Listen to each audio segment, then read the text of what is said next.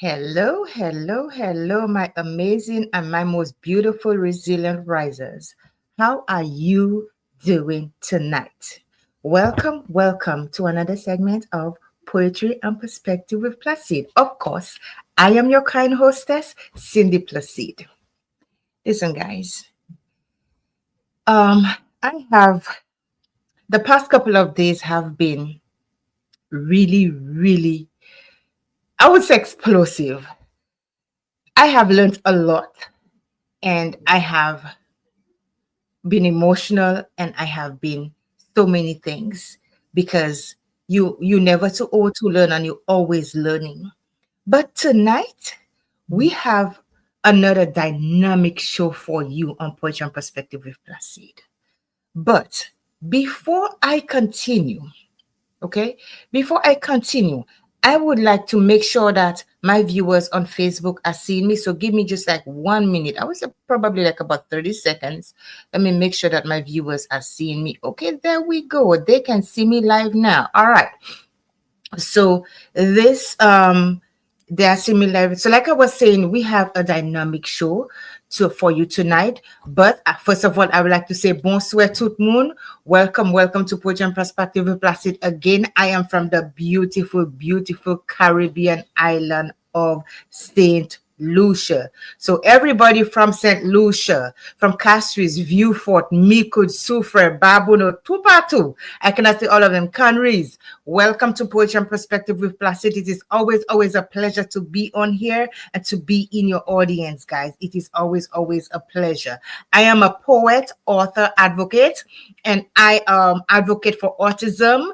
Oh, you see I'm wearing my blue. I advocate for mental health and suicide. I advocate for domestic violence. I advocate for dwarfism. The reason being behind autism is because, of course, I'm an autism parent. I have a 16-year-old who was diagnosed with autism at the age of 2. And I also have advocate for dwarfism because my youngest daughter, who is now deceased, she had a rare form of dwarfism called thanatophoric dysplasia, which affected her lungs. So she was given three days to live, and she lived for almost 3 months. So I thank God for that. I advocate for domestic violence because I'm a product of domestic violence. I advocate for which was the other one that has a mental illness because I am still battling mental illness. Okay. So, and of course, suicide because I have been, have my suicide journey to tell. One day you're going to hear even more about it. But tonight it's not about me, it's about my guests. Listen, guys, I'm going to tell you this. There are so many of us who face so many challenges. We have past challenges. We have so many things we're going through. And that is what this show is all about. It is about allowing our guests to let their voice be heard. So many of us go through so many things. So we allow our voices to be heard on this show. Okay. So we promote people of like minds, whether upcoming or established authors, poets, writers, entrepreneurs, anyone who has a story to tell. Okay. Our mission is to respectfully and honestly tell its story, intending to inspire, motivate, and empower others through shared experiences. A strict rule: we do not discuss politics and religion up here. Everything has its time and place, and this is not a place for it. This is a drama-free zone. So no harsh or explicit comments or foul languages. We want this to be fun, educational, and we also want our kids who later on they can go back and watch the show and learn something from it without all the hustle and bustle of the immoral stuff. Okay? So now I would like you to support my show by sharing. You can share stars. You can share my lives because my lives serve everybody. So please share. You can follow me or you can subscribe to my page, okay? And where you can get everything that I have done in this show. So go ahead and do that. So without further ado, it is 18 minutes past the hour of 8 o'clock. So now I am going to say this to you. Let me see if I have anybody on here. Delicia and Ayana is watching. Welcome to Poetry and Perspective with Placid. So tonight, I have my amazing guest who is, first of all, let me give you a little background about her. Her name is Sandy Marquis. She's a proud daughter of the soil, born in St. Deriso, St. Lucia. Sandy was brought up in Brooklyn, New York. She is and has been an active duty in the soldier in the military for 19 years. She's a devoted mother of six adorable children. And a tad bit, Sandy is my fraternal twin, just born years apart, but she's my fraternal twin. Just kidding, she's my beloved cousin. So please welcome my amazing, my sweet, lovely cousin, Sandy Marquis. Hello, darling. Hi, everybody. You like that fraternal twin How are one? you I guys like it. doing? I know, right? We've been through similar journeys. Yes, welcome to Future and Perspective with Placid. This has been long in the making. How are I you know, doing right? today? It's about time. I'm doing great. Absolutely. Enjoying And how are the life. kids? Well, the kiddos are doing great. They're just doing kiddo stuff in the background. Wonderful. Awesome, awesome. So, Sandy, I know I said a little bit about you, but tell us a little Hmm. bit more about Sandy. We have a lot to cover. We may go past the hour, but hey, we're gonna have fun. So, tell us Oh, a little bit yeah. about Oh, we're Sandy going to go briefly. fast. Okay, tell us a little bit about Sandy, your hobbies, your likes, your favorite food. Tell us a little bit about you. So, I'm Sandy Marquis. I'm from Deriso, St. Lucia. Um, I've been in America most of my life. I think I was like 12 when I left St. Lucia. And then I have six wonderful kids, um, two way older kids, and then four younger ones between the age of 14 to 5. And I also have a child on the spectrum who's autistic and plus active duty. And been in the military for 19 years. And man, where do I start? Uh, the military has been wonderful to me and also horrible, you know? And I've gained a lot. Um, I was 23 when I joined the military and wanted to join the military because I wanted to give my boys a better life because I was a young mom and didn't expect to go through some of the trials and tribulations that I went through in this uniform. Wow. Yeah. Okay. So now I'm getting excited now because I want you to tell us. You said that you didn't expect to go through some of the trials and tribulations you went through as a mom with your two boys. Okay. Tell us about Mhm. life before, right? Before you went into the army. Tell us about that and what drove you to enlist. Man, you're trying to make me go down this tunnel, Cindy. Sure. So I I grew up in Brooklyn, Bedford Stuyvesant, the Mhm, ghetto of all ghetto. The time that I grew up in Bedford Stuyvesant, it was the ghetto, right? mhm, And I was a young mom at 19. I had my oldest son, and mhm, then I think I was about 20, 22, 21 mhm, when I had my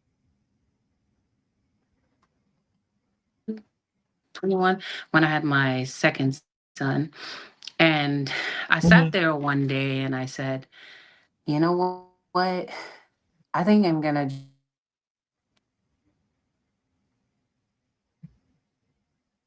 You're breaking up a little bit, my love. I don't know why my you're breaking up a little bit. I hope it's not me. Can you hear me, Sandy? You were breaking up a bit, my love.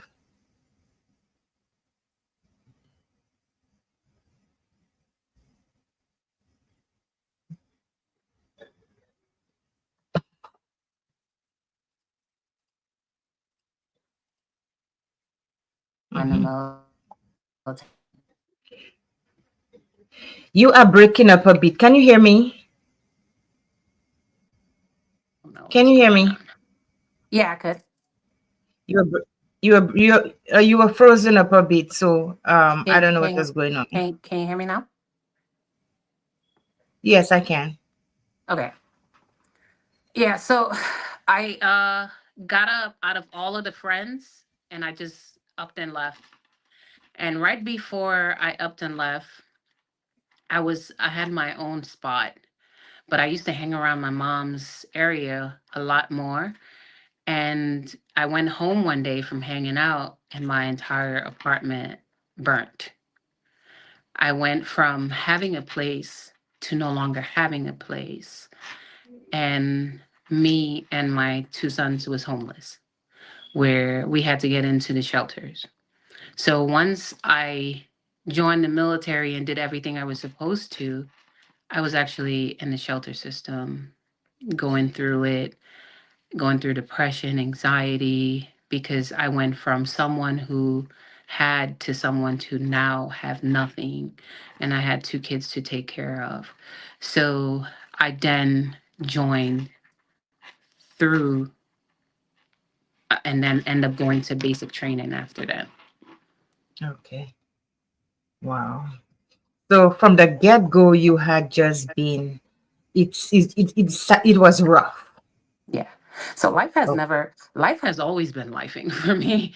And I've always Mm, tried to wonder why life has always been that way. But at the end, we'll talk about why went through all these trials and tribulations. But yes. yes. Awesome. So now I'm Mm. going to show a video, and we're going to segue into, you know, into another question. Okay. Okay. Mhm. So just give me 1 minute. Let me get the video. I'm trying to find out what video is this because there's a lot of them. I know. You have no idea what I have up my sleeve tonight, I know, right? You got me nervous. My hands are sweaty. huh? Okay. So let's hope that my internet stays really good. So let me share my present. I'm going to share screen. And please don't make me cry on this live, okay? It's gonna be all okay, you human. Okay. Okay.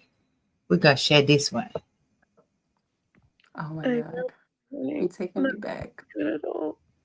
I just want to share this message to everybody. Do not let your kids join the military.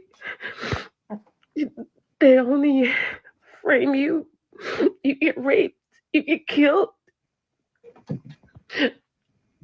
And your leaders be knowing about these things. They're covering shit up. Oof. They're hiding things. They're not telling the truth. They don't even stand up for what's right.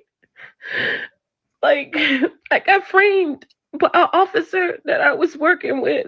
And my chain of command Um, knows that I've been telling the truth for 2 years. They let this man PCS to another duty station.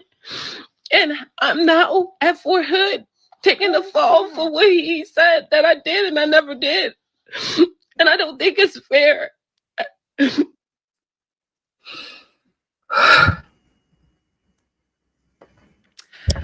oh, this is about to be an emotional show. You took me back to Sandy, 2018. Okay, Sandy, let's when I go. saw this, I didn't tell you I was crying. And what made it worse for me is that I could not find you at that time. I didn't know what you were going through. Mhm. I was crying. And so, with that, take your time, breathe. I'm good. I want you to tell us about that video. Tell us about the reason behind that video.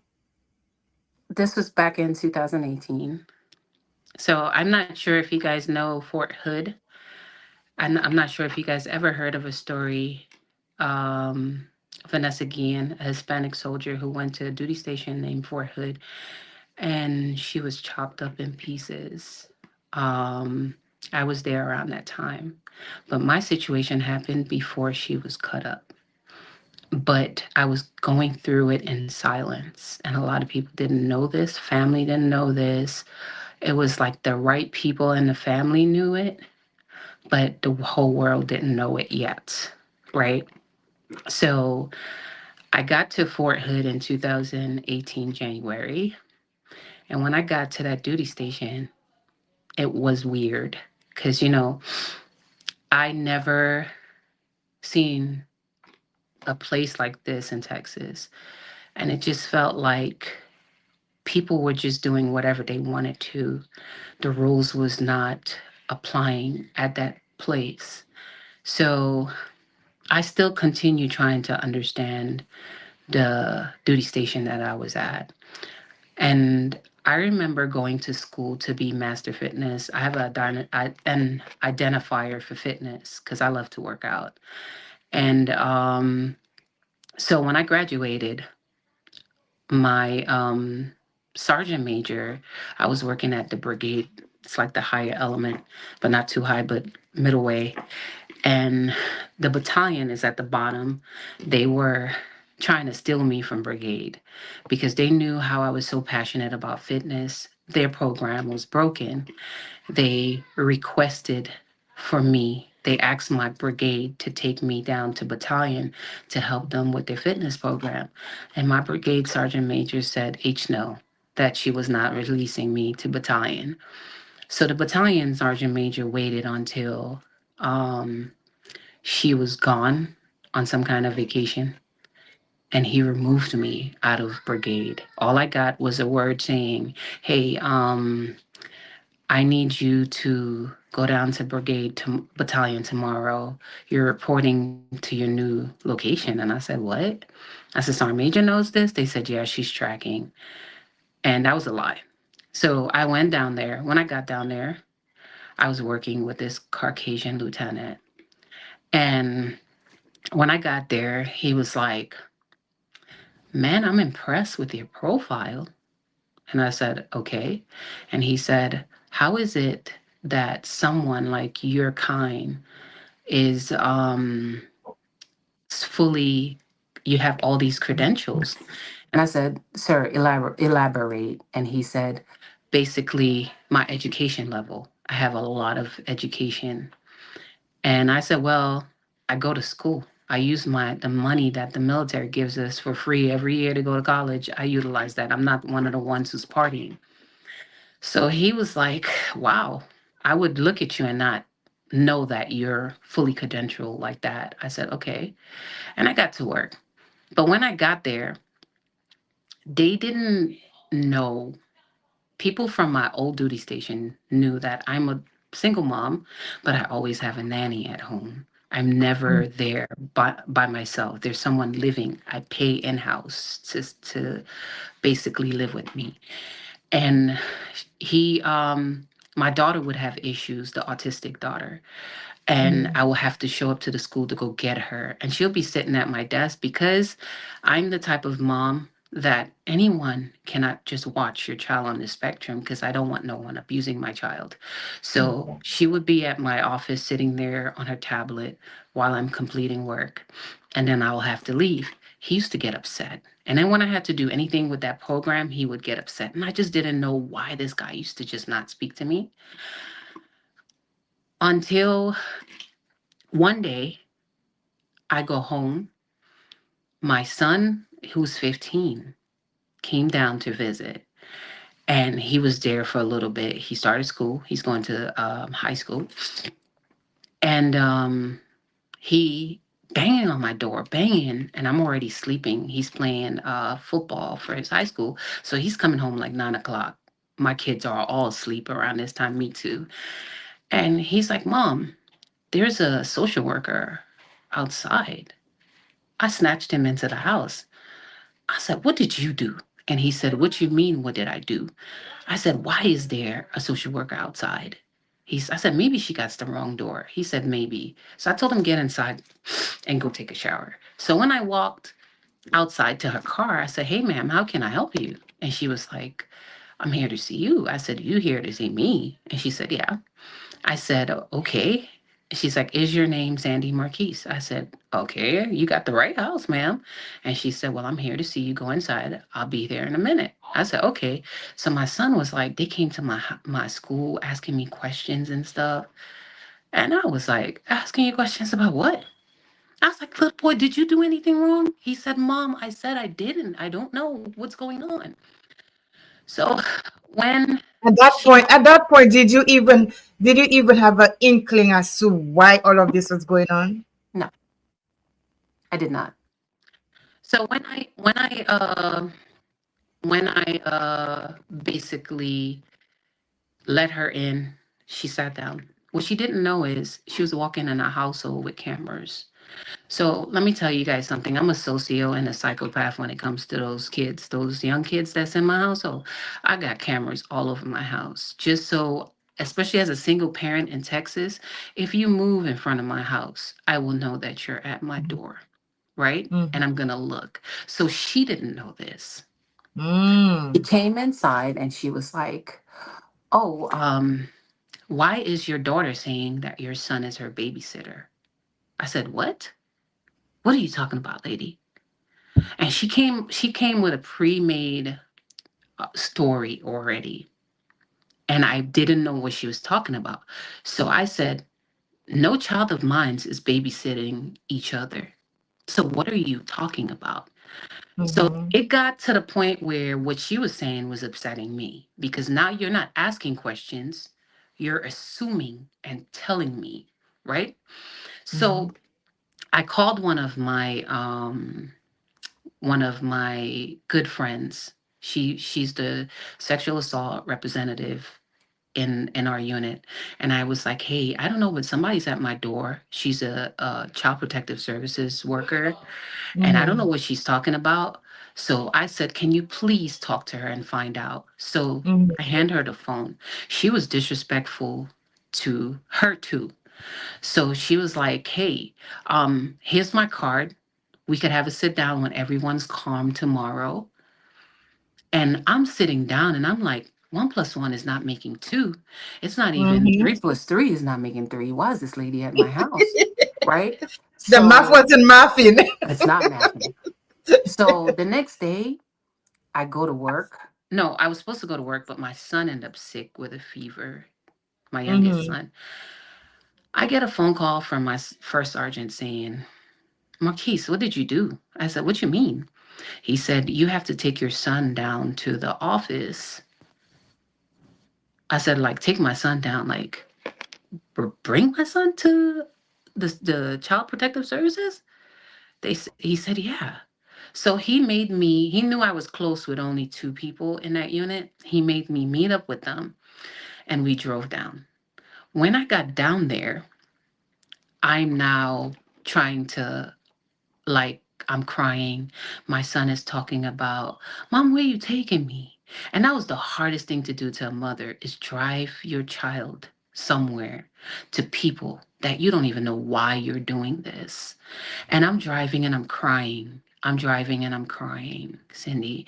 When I drove him, the three of us is standing there asking them, "Can you now tell me what's going on?"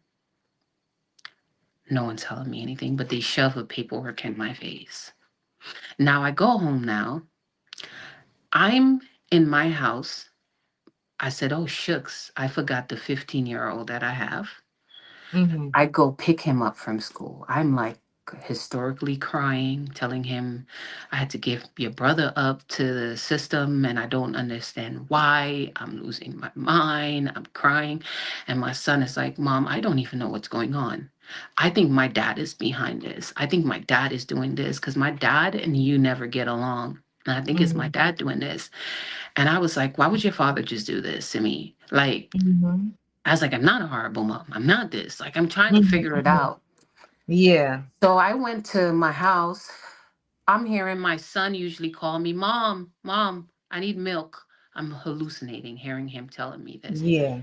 My mom says, "Hey, before you go crazy in this house this weekend," and it was a 4-day weekend, a Mm. holiday. We out for 4 days. She said, "Go into the hotel and let me know when you get there. Pack a bag. tell my son hop in the car. We go to the hotel. I go and I'm on post on Fort Hood Hotel, and I slept, couldn't sleep. Everyone's talking to me. They're talking in situations like this in the military. When someone's going through something drastic, the automatic thing is suicide. They're thinking about this. So they're checking on me clockwork. And I know Mhm. that they're trying to make sure I'm not going to commit suicide. Mhm. Mhm. I'm there talking to my first sergeant until I fell asleep. He made sure I fell asleep on the phone. Mhm. The next morning, literally, my first sergeant knew. The two girls that was with me down there knew. No one else knew that I was in that hotel room. Okay. The next morning, I get up. My mother calls me now. You know, island parents. Listen, I don't know Mhm. what's going on, but let me tell you something. I need to know what happened, why my grandkids is not with you. I Mhm. said, listen, Sylvia, I don't know. They gave me a paper, but I'm going to try to go home and go get it. She said, go get it now so you could read Mhm. it. As soon as I drove off post, I go to my house, grab the paper, grab laundry, as I'm going to do my laundry just to take my mind off of things. I come up and I'm driving. I saw a car just cut in front of me. Like, you know, when you're seeing stuff in the movies, cut in Yes. front of me and they cornered me there. And I just saw a whole bunch of police just came all over me. Yeah.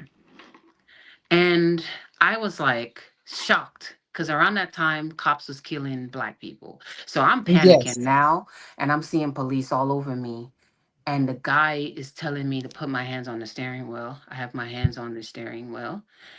And at the moment, the guy um told me put my hands on the steering wheel. My lieutenant, the one that I worked with, just went to calls me on the phone.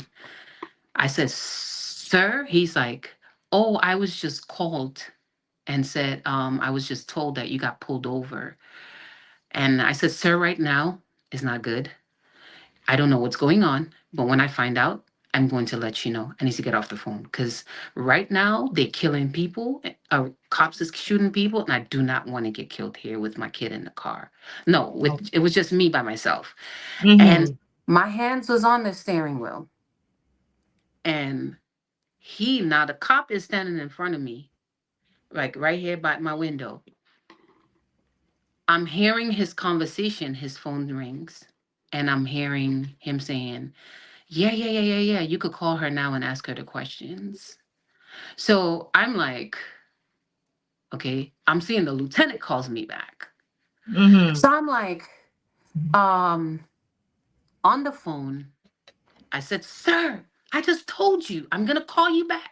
I got stopped by cars, cops, and I need to know what's going on. So he pulls me out the car and he says to me that that come outside the car. I'm outside the car. The lieutenant calls him back now. Now I'm now wondering how the lieutenant and this cop know each other. And they're Mhm. on the phone talking to each other, talking to each other. And I'm just like, Cindy, like just talking to the cop. He's like, I have a warrant for your son's arrest. I said, my son's arrest? This is my 15-year-old. Uh-huh. And I said, what did my son do? He said, you didn't know your son had a warrant? I said, no. How would I know? I don't work for the cops. And then I was like, he said, oh, we don't know, but we just know he needs to be arrested. That doesn't make any sense. I'm telling you. But we gonna find out further down. So I said, well, my son right now is in the hotel on post.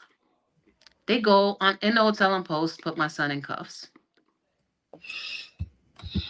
I go now. They told me, hey, you have an appointment. He has a hearing on Monday. We need you to be here.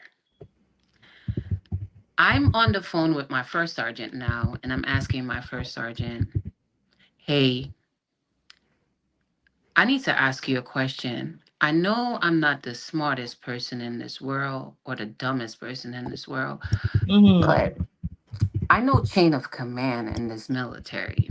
If something happens, why is it Lieutenant Lukens was the one who called, who was interacting with the cops and not Mm-hmm. you and the commander. He Mm-hmm. said, "What did you just say?" I said, "The lieutenant is the one who is calling me." I said, "That's a little suspect." He said, "I don't know. I think because they know each other and they're neighbors is why he was the one he called." I Mm-hmm. said, "Okay." I didn't take it for anything. Monday, I show up to my son's arraignment. I'm standing next to my son, and I'm hearing the judge ask me, "What is it? Did you not know your son had, there's a warrant for your son's arrest?" I said, "No, I didn't." And she said, "Do you not know Lieutenant Lukens?" I said, "Yeah, he's the lieutenant I work with in the three." And she said, "He didn't call you and tell you that the cops was looking for you and your son?" Okay, so wait a minute. So it has come now from Mhm, the child protective services coming to your door mhm, without you knowing anything mhm. to you and your son now being wanted by the police. Yes. Wow. And yeah. And then he said, "You didn't get disgruntled and started," this is what she said, "You didn't get disgruntled and started basically cursing him out and hanging up on him." I said, "What?" When I heard the judge say this, Cindy, I grabbed my hat and my keys. And my son was like, "Mom, Mom." And I always remember that day he started crying in courts. He said, "I don't know what's going on. I don't know what's going on." He put his hands on his head. He said, "What are they talking about?" I took off running. I called my first sergeant. I said, "I told you something wasn't right at that cop stop." And Lukens, I said, "Y'all better get through to this MF before I get to him because I'm going to mop his behind today. He got the right person. He going to tell me what's going on." Mm-hmm. And by the time my first sergeant was already having people looking for me from when I pull up, because Fort Hood had a habit of people showing up at their post and shooting the leaders over there. So they didn't know, yes, that's Fort Hood. That's where they sent me in the ghettos. So they didn't know what frame of mind I was going to come into, but they knew I was coming. When Mm-hmm. they saw me pull up, my first sergeant grabbed me.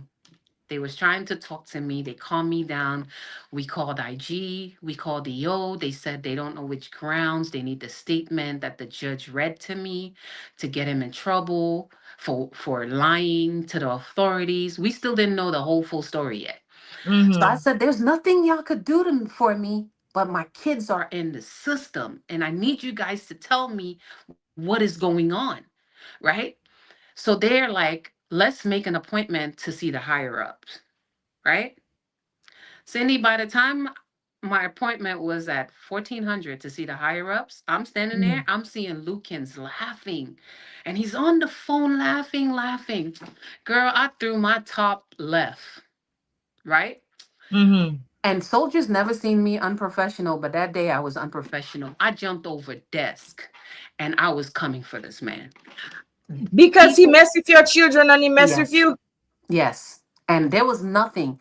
There was people was like, "What is going on with her? Did she lose her mind?" Because they didn't know why I was going after, but I knew my first sergeant knew, and he was like, "Oh my God, she got to him." It took 10 people to pin me down because I was going to kill this man. So they pull me into the office and they pull him into the office. They sat down and the higher ups are saying, "Marquis, I've never seen you like this. You've always been respectful. What is going on?" I said, "I have nothing to lose no more. You done had my son is in jail for no reason. I'm now I don't know what's going on. My three younger kids are in the system. So this man needs to tell me what's going on." So wait a second. Mm-hmm. So they arrested your older son and they put Mm-hmm. him in jail. Mm-hmm. And they have, and now um CPS has your three other kids, My three other kids, yes. Mhm. including your autistic daughter. My autistic daughter, yes. It and Continue. I went he said, I said, this man lied to cops, telling them he called me and he gave them a statement. And I never said what the statement was. He repeated the statement, Cindy.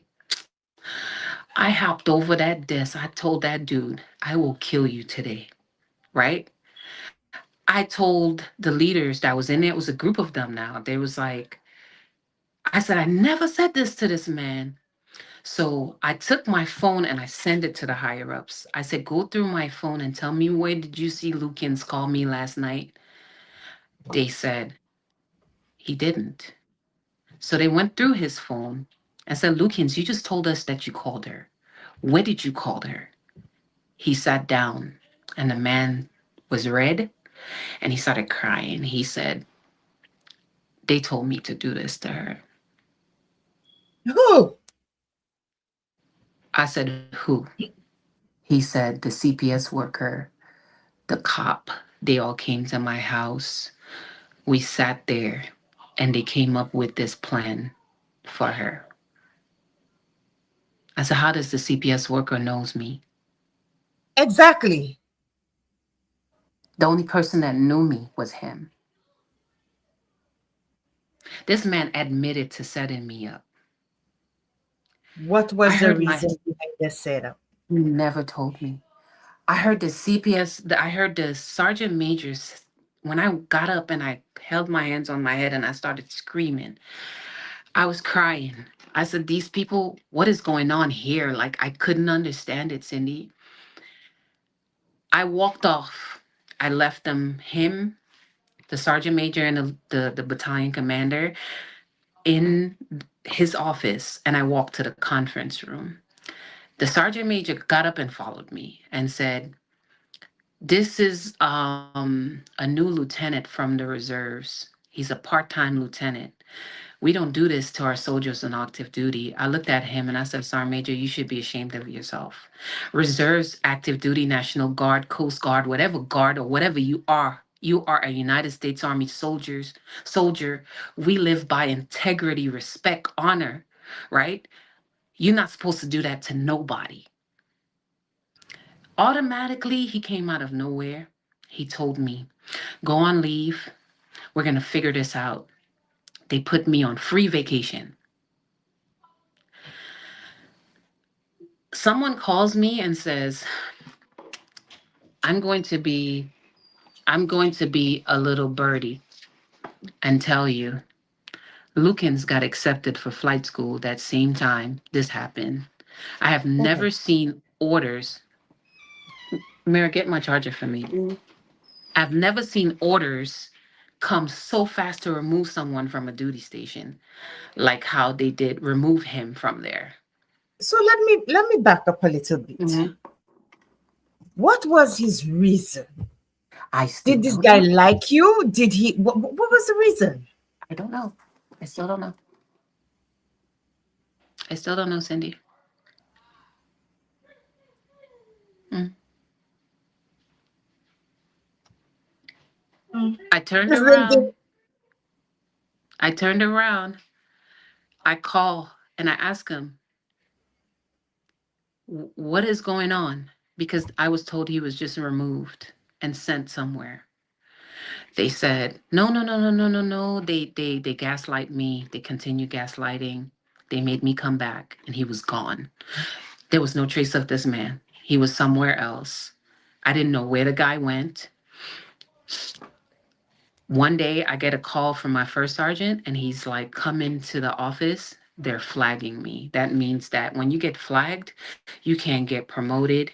You can't get no awards. You can't get nothing. I'm under investigation. The same plan that Lukens had admitted to is now in effect. oh my gosh. Mhm. The story they made up was I had my son babysitting my girls, and he touched them. Oh, Yes. So now, for the next year, I will be fighting for my kids in this system. Yep. So from 2018 to 19, I fought. I went through the senator's office talking to them. And I got to learn the town that the army sent me to was a good old boys town. Everybody knows each other. They told me that my kids didn't want to see me. I was the most horrible mom. I started fighting. I knocked on the door in 2019 of Al Sharpton's office. Sharpton's office told me that they don't take cases that has to do with federal side of the house. I started going crazy. I also learned in 2018 I was pregnant with my last daughter. So at this mm. time, I'm now shunned by the military at home with a job that's getting paid, but I don't have a position, not doing anything, and I'm losing my mind. Sandy, wait. Uh huh. Let me get this right. They were still paying you, Mm-hmm. but you didn't have a position. I You didn't were have a shunned. position. I was shunned, yes. What is this? Mm.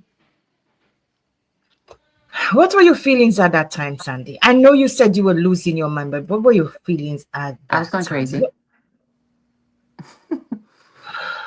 I was going crazy, and I sat down and wrote a suicide note. And at that moment, I laid there 5 months pregnant in disbelief that I'm pregnant because I'm trying to figure out why is God bringing a child right now while I'm going through this. And I laid there planning my funeral, planning my death.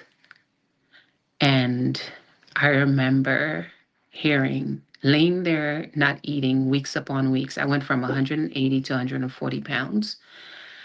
And I heard, I heard the voice of God telling me to get up. Sandy, before you continue, Mhm. I want the audience to really take to understand what you were going through. Is it okay if I play two more videos? That's why. Okay. And then you're gonna tell us about that experience. Mhm. Guys, whew, mm, mm. Sandy, the military. The military is good. It has its pros and cons. It's the people in the military, the crazy ones. Let me let you watch a video of Sandy. And I'm telling you, I watched a couple of videos this afternoon, and I think one of the reasons why my head was hurting because I was crying and I was hurt and I was angry. Let me share this with you guys. Oh my God. He taking me real back. I'm really tired. I don't know how I'm still crying because I've been crying for 2 years now. I'm so tired. I have 4 kids that's with me, and I fight for my kids every day because I want to be the best mom I could be for them. But the military is taking that from them. I try to tell all my leaders at Fort Hood what happened and what my other leaders sat down and heard this man confess why he said gave a false statement to an officer and what they wanted to do to me. And I'm still trying to figure out why he did this to me. What did I do to him? I didn't do anything to this man to deserve this. I'm a good mom.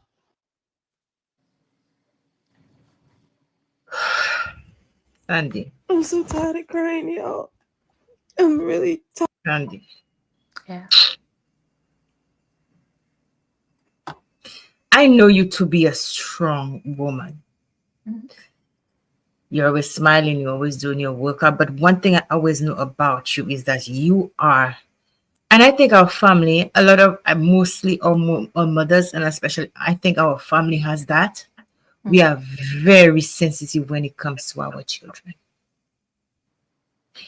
Hurt us, don't hurt our children. Yeah. I always tell people that. Don't play with me because I'm going to go crazy for them. And for you to be in a situation where you did nothing to someone, Yep. out of what? Is it jealousy? Is it Yeah. a position that they wanted? They framed you. Hmm. You have your other children in the system, lost your position, and now you pregnant, and you are just you losing your mind. Yes, I was. And this is where Tell us about God, that moment. Tell us about that moment when you were writing that note.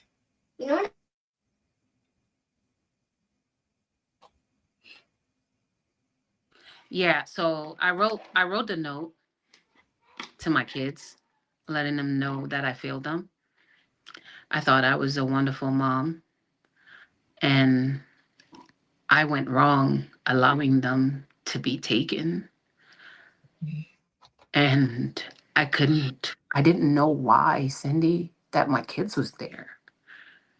And that was the worst thing that a parent, especially a good parent, who you join the uniform to give them a better life. But now the uniform is the reason why they are there. And you cannot explain why. For 1 year, I did not see my kids. My daughter was abused in that system. Yeah. They had her on antipsychotic.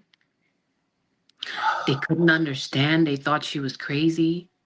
They was doing a lot to my autistic daughter and did not want to acknowledge that she was on the spectrum because she was having meltdowns and she was verbal.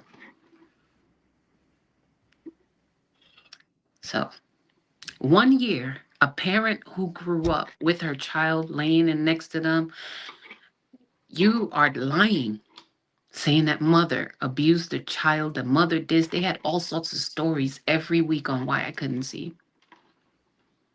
So they But what? refuse you Mhm. visitation to your This children. is visitation for 1 year. But like I told them, I told that worker, you done fucked with the wrong mother, and I'm gonna bring it to you. And she didn't understand what I told her.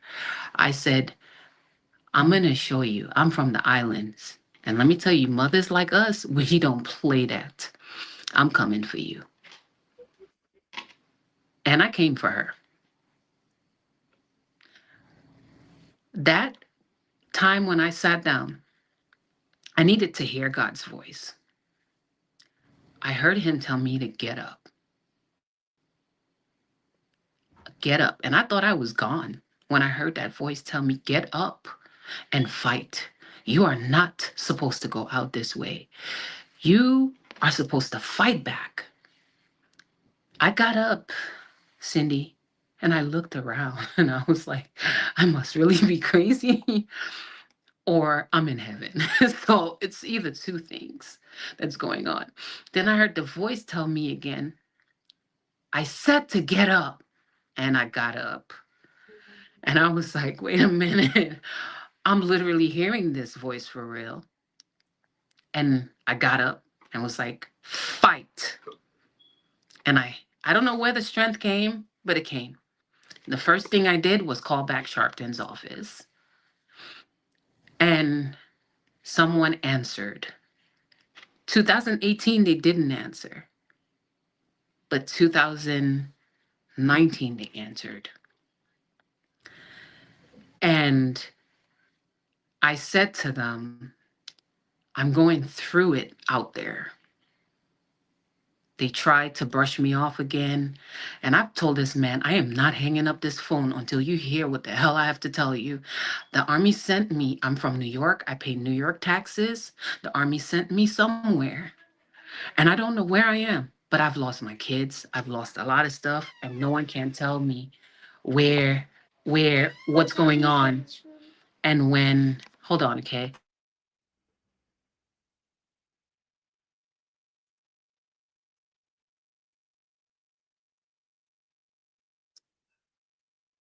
Yeah, so when the he said, I'm going to connect you with somebody that works with the federal side of the house. I thought they was playing with me. I remember going to LULAC. LULAC is the Mm-hmm. organization that helped out Vanessa Guillen's case. They also Mm-hmm. closed the door. I remember going to ACLU. ACLU closed the door. I remember going to NWACP. They closed the door. No one Wow. was in there. And when I heard Sharpton's office finally said they're going to connect me to somebody, I thought these people was joking. And then the next day, I heard,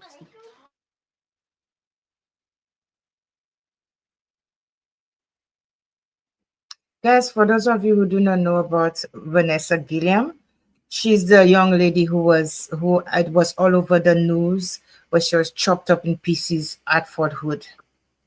So that's where Sandy was. yeah. So when all these doors open, I remember hearing his name is Paul. I remember hearing Paul call me, very sweet guy, and he said, "I work with Al Sharpton's office." My heart fell. I started crying. I told him, man, God, He did come for me. He did come for me. And I was telling him all the stuff that happened to me. And he was like, I told him what happened to Vanessa too out there. And that is when he started making some moves happening, talking to different people. And he started doing his research on Colleen. And Mm-hmm. when he did his research, they was giving him a kickback. Once they told them who and what he was looking into, dead end. I showed him the footage of my house, the cameras, and he was like, "You not lying. You're literally telling the truth. Like this really happened to you for real." I said, "Yes, but these people are not hearing me and I don't understand what is going on in this town." He came back and he said, "Sandy, you in a good old boys town. Everybody knows everyone." Mm-hmm. So we decided to now they tell me I'm facing 12 years in jail for child neglect and child endangerment and obstruction of justice. So hold on, 12 years in years for child Yeah, endangerment. minimum. Minimum. Yes. A And court martial. where is the obstruction of justice coming from? I don't know. That's what we were trying to figure out. All of this.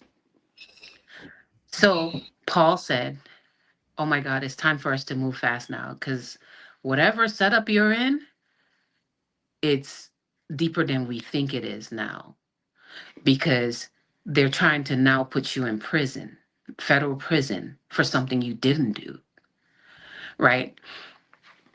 He went and we reached out to the newspaper. I had an organization before Paul. I had Marie. She deals with soldier stories. She posts it online. Different organizations, they were helping me. They were telling Paul, like, hey, we've been at her side. This mom is innocent. And this is not the first situation that's happening in this town. Soldiers keep dying when they're sending them over there, but we don't understand what is going on in this town. And we're happy that she's alive telling her story, right? Because Vanessa, we just Mm-hmm. lost her, Mm-hmm. right? So she didn't get to tell her Mm-hmm. story, but she's alive telling her story. So once my article went out, I was over the news in Colleen, what's going on with me.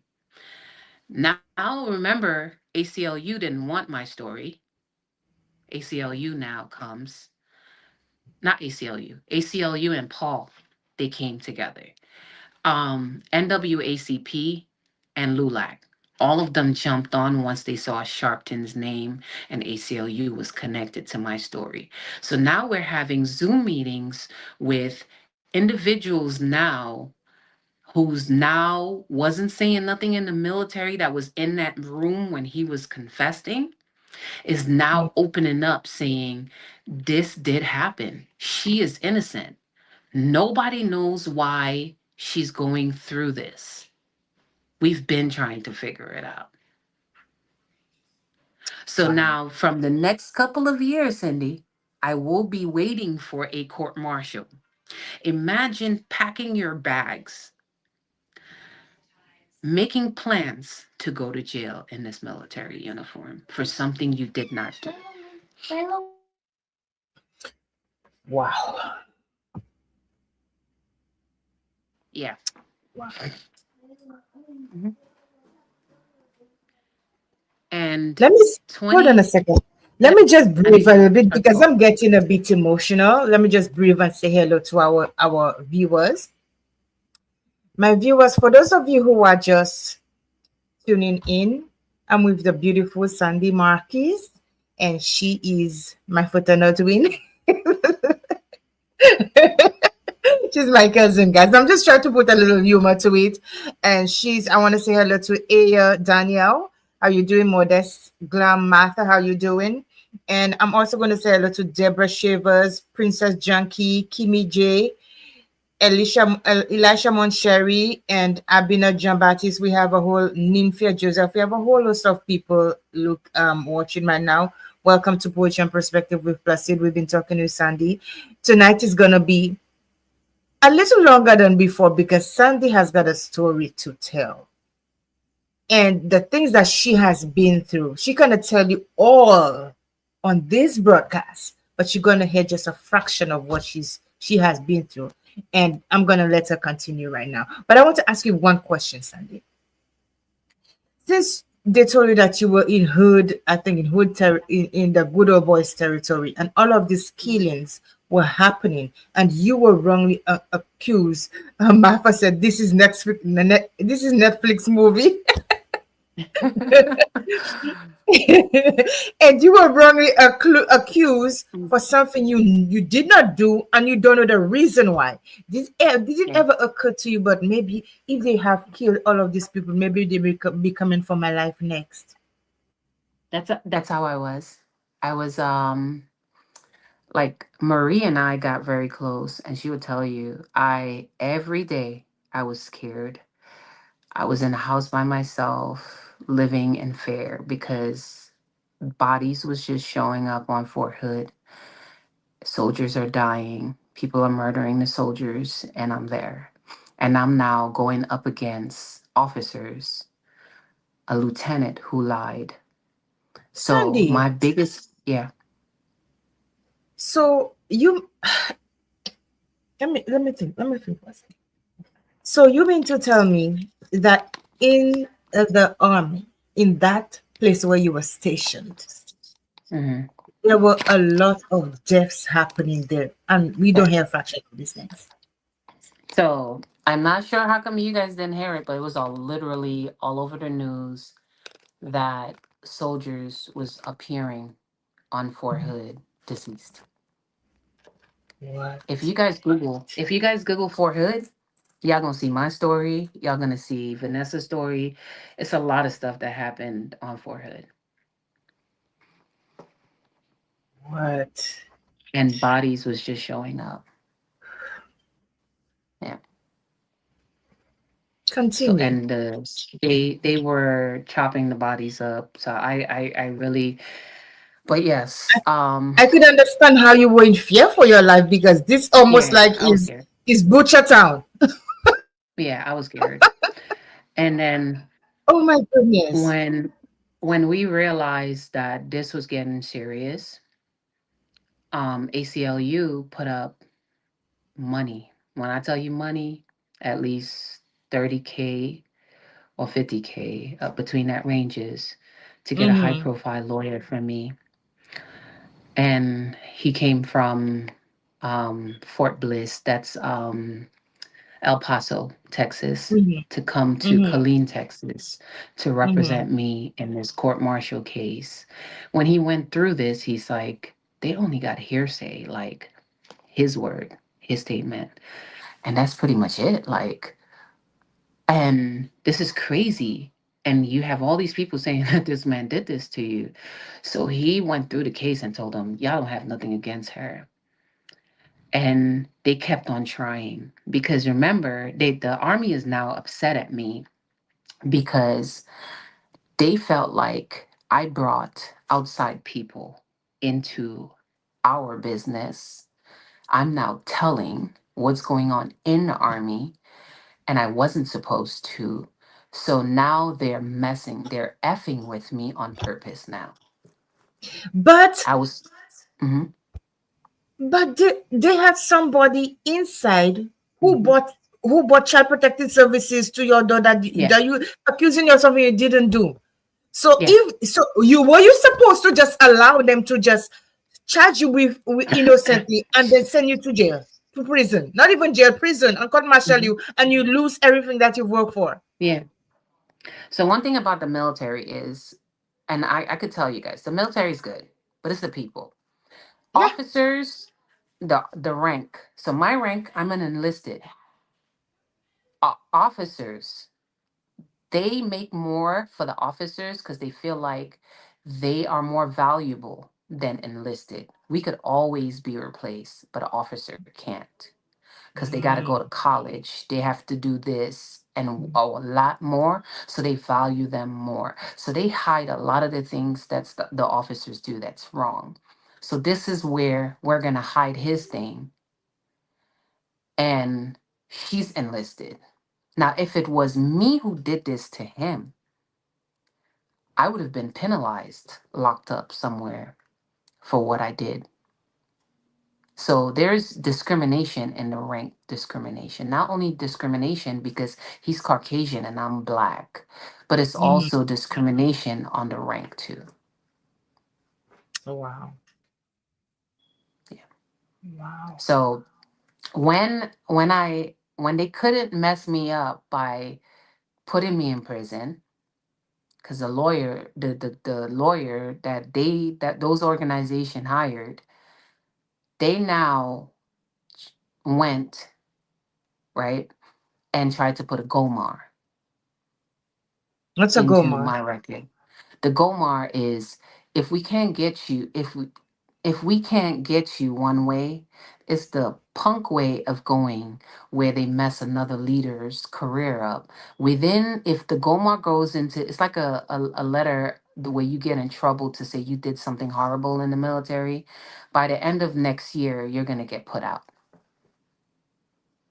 So they tried to mess me up that way. So what happened was a lot of people, because they knew that I was telling the truth, a lot of people started writing.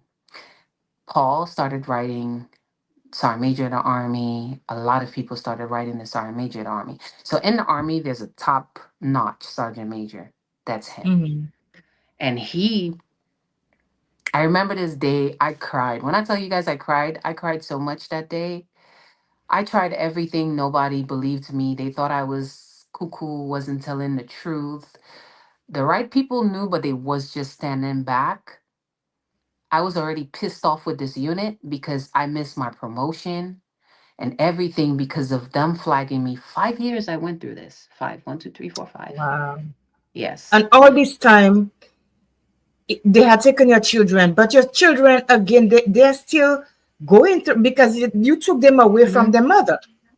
hmm They took them, and then they, when the caseworker got the senator's office calling, investigation under them, the judge, everybody that was a part of this, they would hand me my kids back. They threw them back at me real quick because they realized the warning I gave her. I told her I was gonna come for her.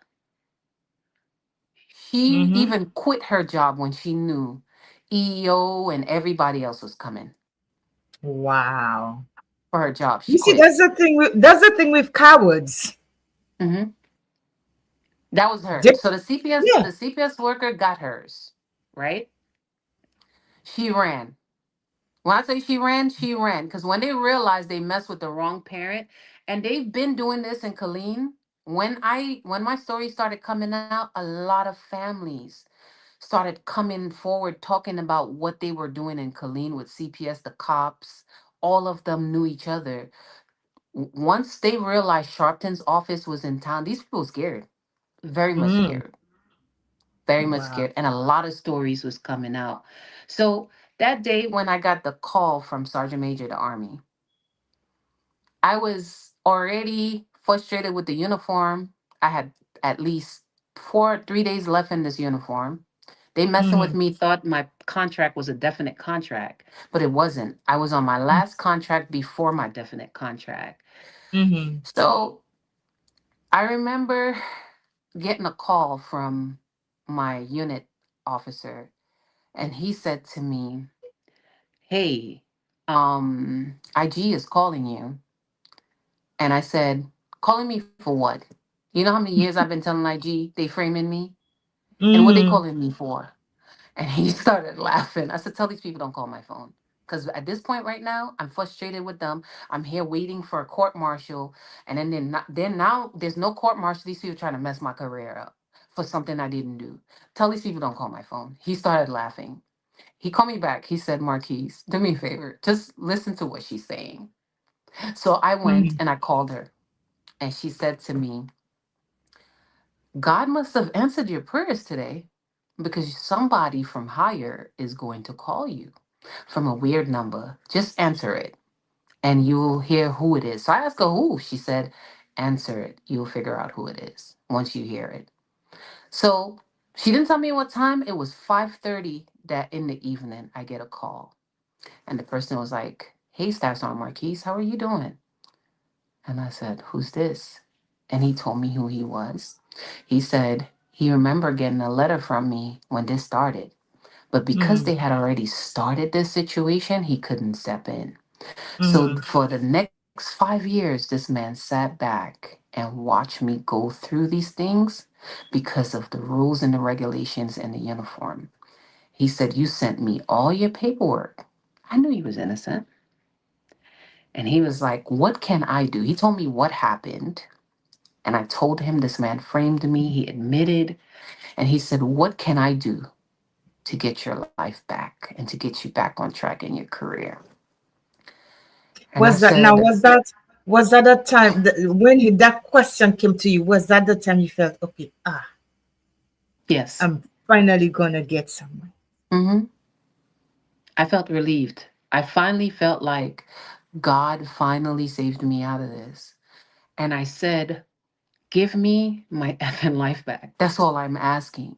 That's all Mm-hmm. I've been asking." And he said, "The Force Com Sergeant Major is going to call you. That this person is going to call you. And that." And when they looked at, I said, "I filed several complaints and I learned the legal system. Every time you file that complaint, that same corrupted organization is the one answering those letters. I learned this uniform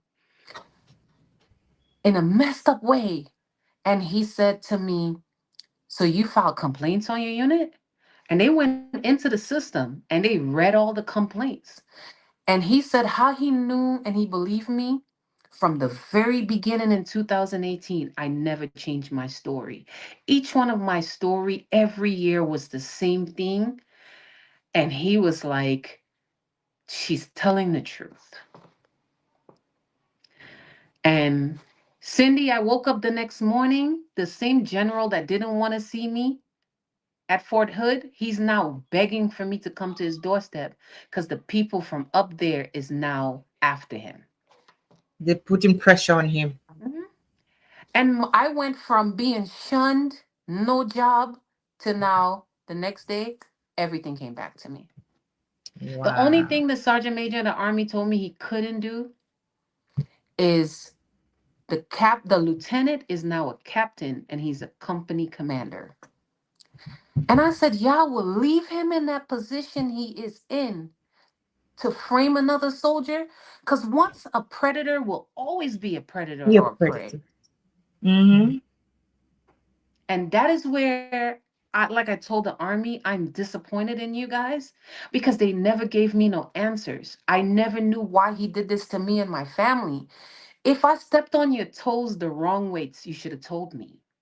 If Mm-hmm. I snubbed you the wrong way, told me. If I had spoken to you just a little rough, tell me why. And I never Mm-hmm. got closure. This man tried to tarnish my career, tarnish my life. You took my kids from me.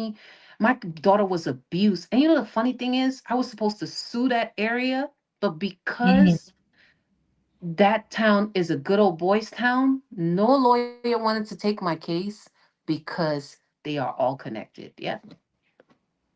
Mhm. What? Yep. But if you Google me, you're gonna see me all over. Every attorney's thing, they're using my story as a platform for soldiers to come to them. But no So, one wanted to go against that town. Yes. but they did not compensate you for anything. No. No. So I now wear my uniform. I stayed in this uniform because I want to make sure there's no another me. I want to make sure that I see a soldier getting sexually harassed, and this thing started with a sexual harassment case And in that's what I was gonna 2007. ask you. I Yes. was gonna ask you if there's any sexual harassment involved, because from what I was reading, there's a lot of sexual harassment happening Yeah. in the army. Like Hmm. you said, the army itself is not a bad institution, but it's the people who make it People. bad. Yeah. Just like the world, God made the world a perfect place, but it's the people in the world who are Hmm. making it bad.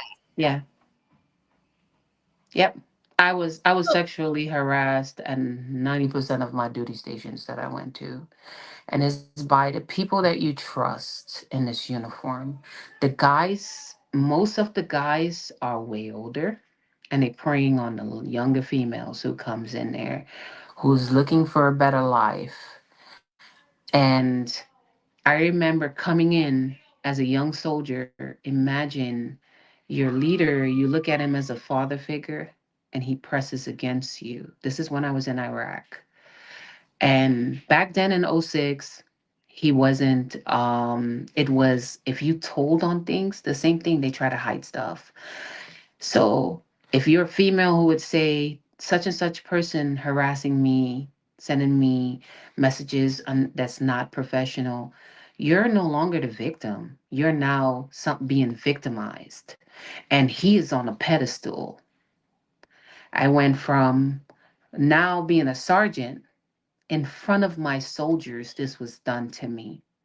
A leader comes and he touches my inner thighs while I'm sitting there talking to one of my soldiers. And he was What? Caucasian, yes. Asking me for advances, telling me you must like to F is the reason why you have 5 kids. Hmm. Yeah. And I was a sergeant. Then I get to Fort Hood. This is how this started, that situation. It started with Staff Sergeant Cook telling me he wants to fold me in all sorts of direction. He wants to drink the water that I'm washing my tail feathers with.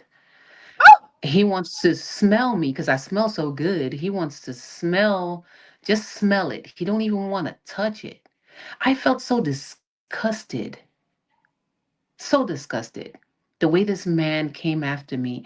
At the bottom of your drunk night, you think of me. You think of texting me and tell me you're a gold digger because you don't like men of your rank. You like men higher because that's why you don't see I like you. I'm telling you. So we go through it in this uniform. Wow. Mhm. But don't get me wrong, you guys. I came in this army. Remember, I told you guys I didn't have a pot to piss in. I was homeless. I gained, I bought my first house at 23, right? This is a girl that came from nothing. The second one, I think it was like 27. And my third one is when I retire. I want to make sure I'm in the right state. I went from having my associate my bachelor's, my master's in criminal justice, and then I was going to law school. Then I end up meeting a pastor who told me I had a calling on my door. So all these things I went through is because God had something else for me. And I had to be, and this is where I always tell people, because I always say to people, I do not regret what I went through. It made me understand the military. It made me understand. I was green to life itself. Mm-hmm. And now I understand this organization. We call it the dark side of the army. They never prepare us for that side. And then now I know how to be resilient. I know how to talk to people. I know how to understand the soldiers going through stuff. This was a testimony that I needed for my journey. So now I'm going for a master's in divinity to become a pastor. And this was all the journeys I had to go through, and also the testimony I needed. So I do not regret it. If I had to redo this, I would do it 20 times the same exact way, as long as I have the same outcome. It's weird. People don't like when I say that, but everybody's journey is different in life. And I understand because I remember I was interviewed by Calabash TV by Bernard Vanis, and then he asked me, Mhm, Cindy, would have you ever asked yourself, why me? Why are all of these things going through these things? And I asked him, why not me? mhm, Why would I want somebody else to go through what I went mhm, through? My experience was not for me to just cower in shame, but to be able to build somebody else up, so that to help other people who have been through the similar situation as I did. And I see mhm, that for you. You will be able to help these other young soldiers who are coming in. You can mhm. be an advocate for them. Yep. And when they find themselves in situations like you did, Mhm, to be able to guide them in the right direction as to what they need to do. yep. Sometimes what we go through is not about us. Mhm. And It's that's it. not. Like you said, people don't understand when we say that. Sometimes what we go through is not about us. It's not. It's not. And I do that now, where I advocate. I same with Marie. The Marie, her platform, whenever someone reaches out to her, she's always saying, I'm about to introduce you to someone famous. Mm-hmm. And they're like, someone famous? And then she tells them, go look her up. And they're like, oh my God, she's an urban legend in the military. You know her? Yeah. And then that's when the call, I'll be on the other line. Hey, how are you? What's going on? And try to get them help in whichever way that I they need. Same thing with Paul. Paul from Al Sharpton's office. He also would connect some people that will reach out to him, because once they find out he was the one who helped me from Sharpton's office, Mm-hmm. they a lot of people wants to meet me. I Mm-hmm. changed my last name because a lot of the leaders were scared of me. They would see me on a footprint and they would be like, this girl, I am scared of her because she knows too many people. She knows people Mm-hmm. from the White House. This girl knows people from the Pentagon. And she's connected with a lot of officials outside. And Mm-hmm. it was when I got to Fort Dix, New Jersey, earlier in 2024, I realized how much a lot of people know me. And I end up getting married and doing a name change because I do not want people to see me that way. I want them to know that I'm sitting there and Mm-hmm. observing them from a distance and seeing how far they will go with someone. Then I will step in. That is why once they know that I'm around, they start buckling in this uniform. So my name is very well known in this uniform as Wow. the first person who went up against the army in courts and won. No one never did. We have soldiers sitting in prison innocent, innocent. And my case shows me how far hearsay will take you sitting in jail for 20 plus years. Mhm. Because So a lot, you see, go ahead. res- resilience is in our blood, people. It is. It is. It's in our blood. And you guys, give me a second, Cindy. I want to give my Mhm. cousin her flowers, right? I always do.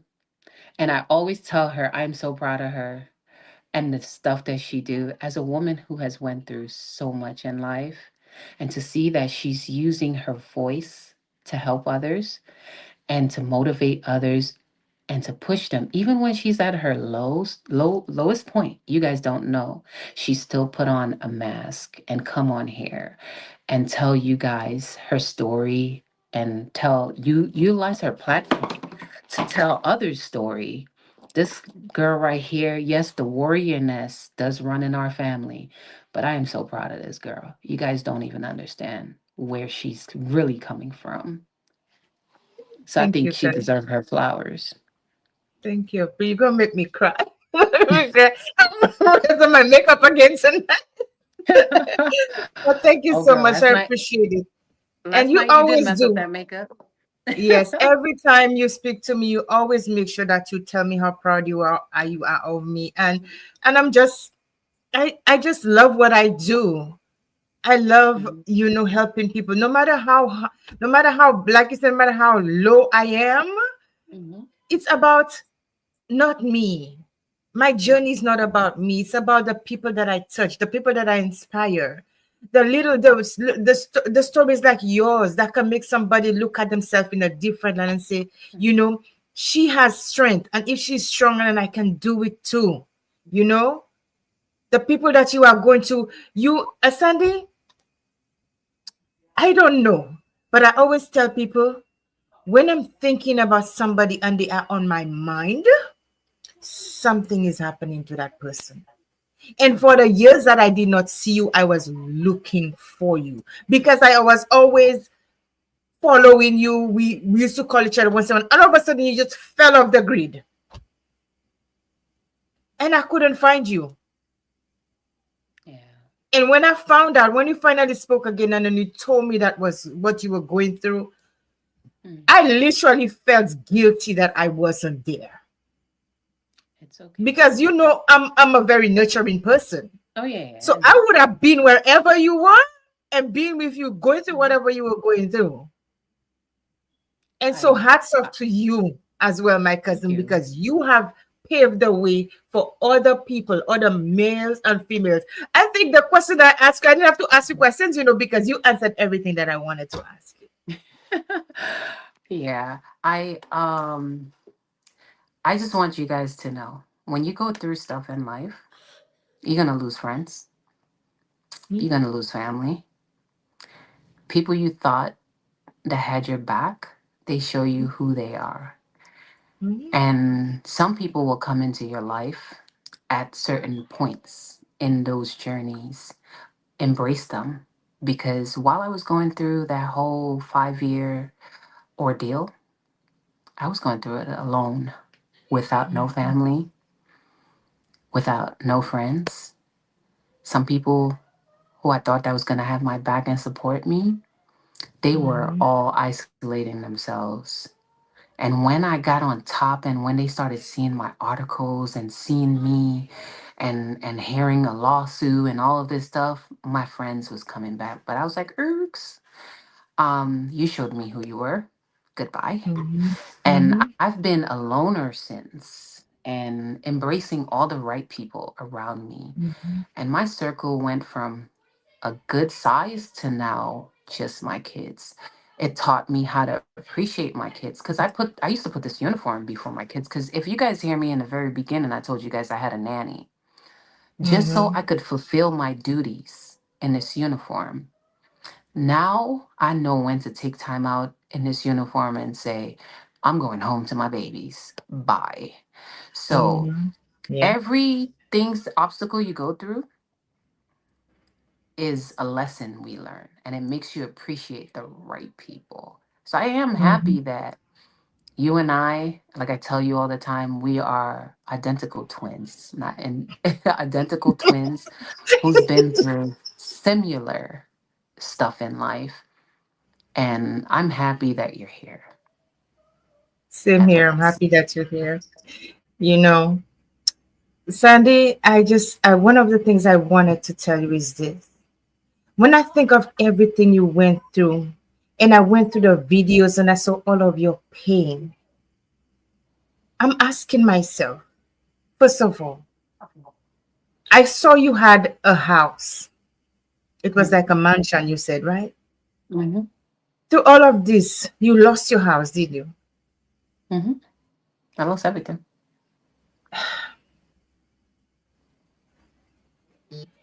And everything you work for, and you almost lost your sanity. Mm-hmm. Yeah. For what? For nothing. Mhm. Sandy, Jealousy. I badge my people, those who have been through the struggle, warrior queens. Yeah. You are my I closest appreciate warrior it. queen. Thank you. I Yes. appreciate it. And the courage that you displayed when you Mm. were saying you were hearing a voice to tell you, get up, and you got up, and then you said, fight. I saw me standing there. Fight, fight, Mm. fight. Hmm.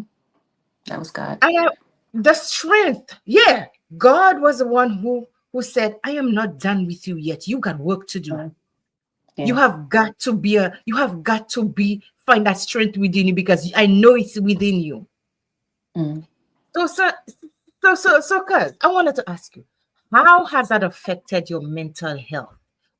I know where you were then because Hmm. I broke down this afternoon like crazy. Hmm. Where were I know where you were then, but where are you now mentally? How has that affected you mentally? So I'm going to take you guys back then, and then we're going to go now. So Yeah. back then, my obsession for working out got so extreme. You would see me in the gym because I've done research before. When you're going through depression and anxiety, cardio releases the chemicals that you need. So I started cardioing a lot. And the only thing people would have seen me around doing is running. And for some apparent reason, I got the strength to run marathons. I started running them and more marathons after marathons. And then now, every time I see a cop car is behind me, I get anxiety. I start panicking. It takes me back to that initial pullover and I start hyperventilating.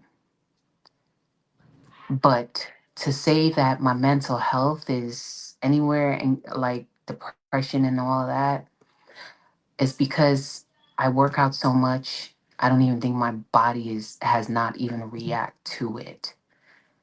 I'm still like pushing because I'm a woman on a mission. I want to write a book. I was supposed to do a documentary for the longest, and I never did because after I left Fort Hood, I went to Korea. I got Mm-hmm. promoted to sergeant first class, and Mm-hmm. then I went and became a first sergeant. So it was like after that ordeal, I went down, and when I left that horror of a duty station, I went up.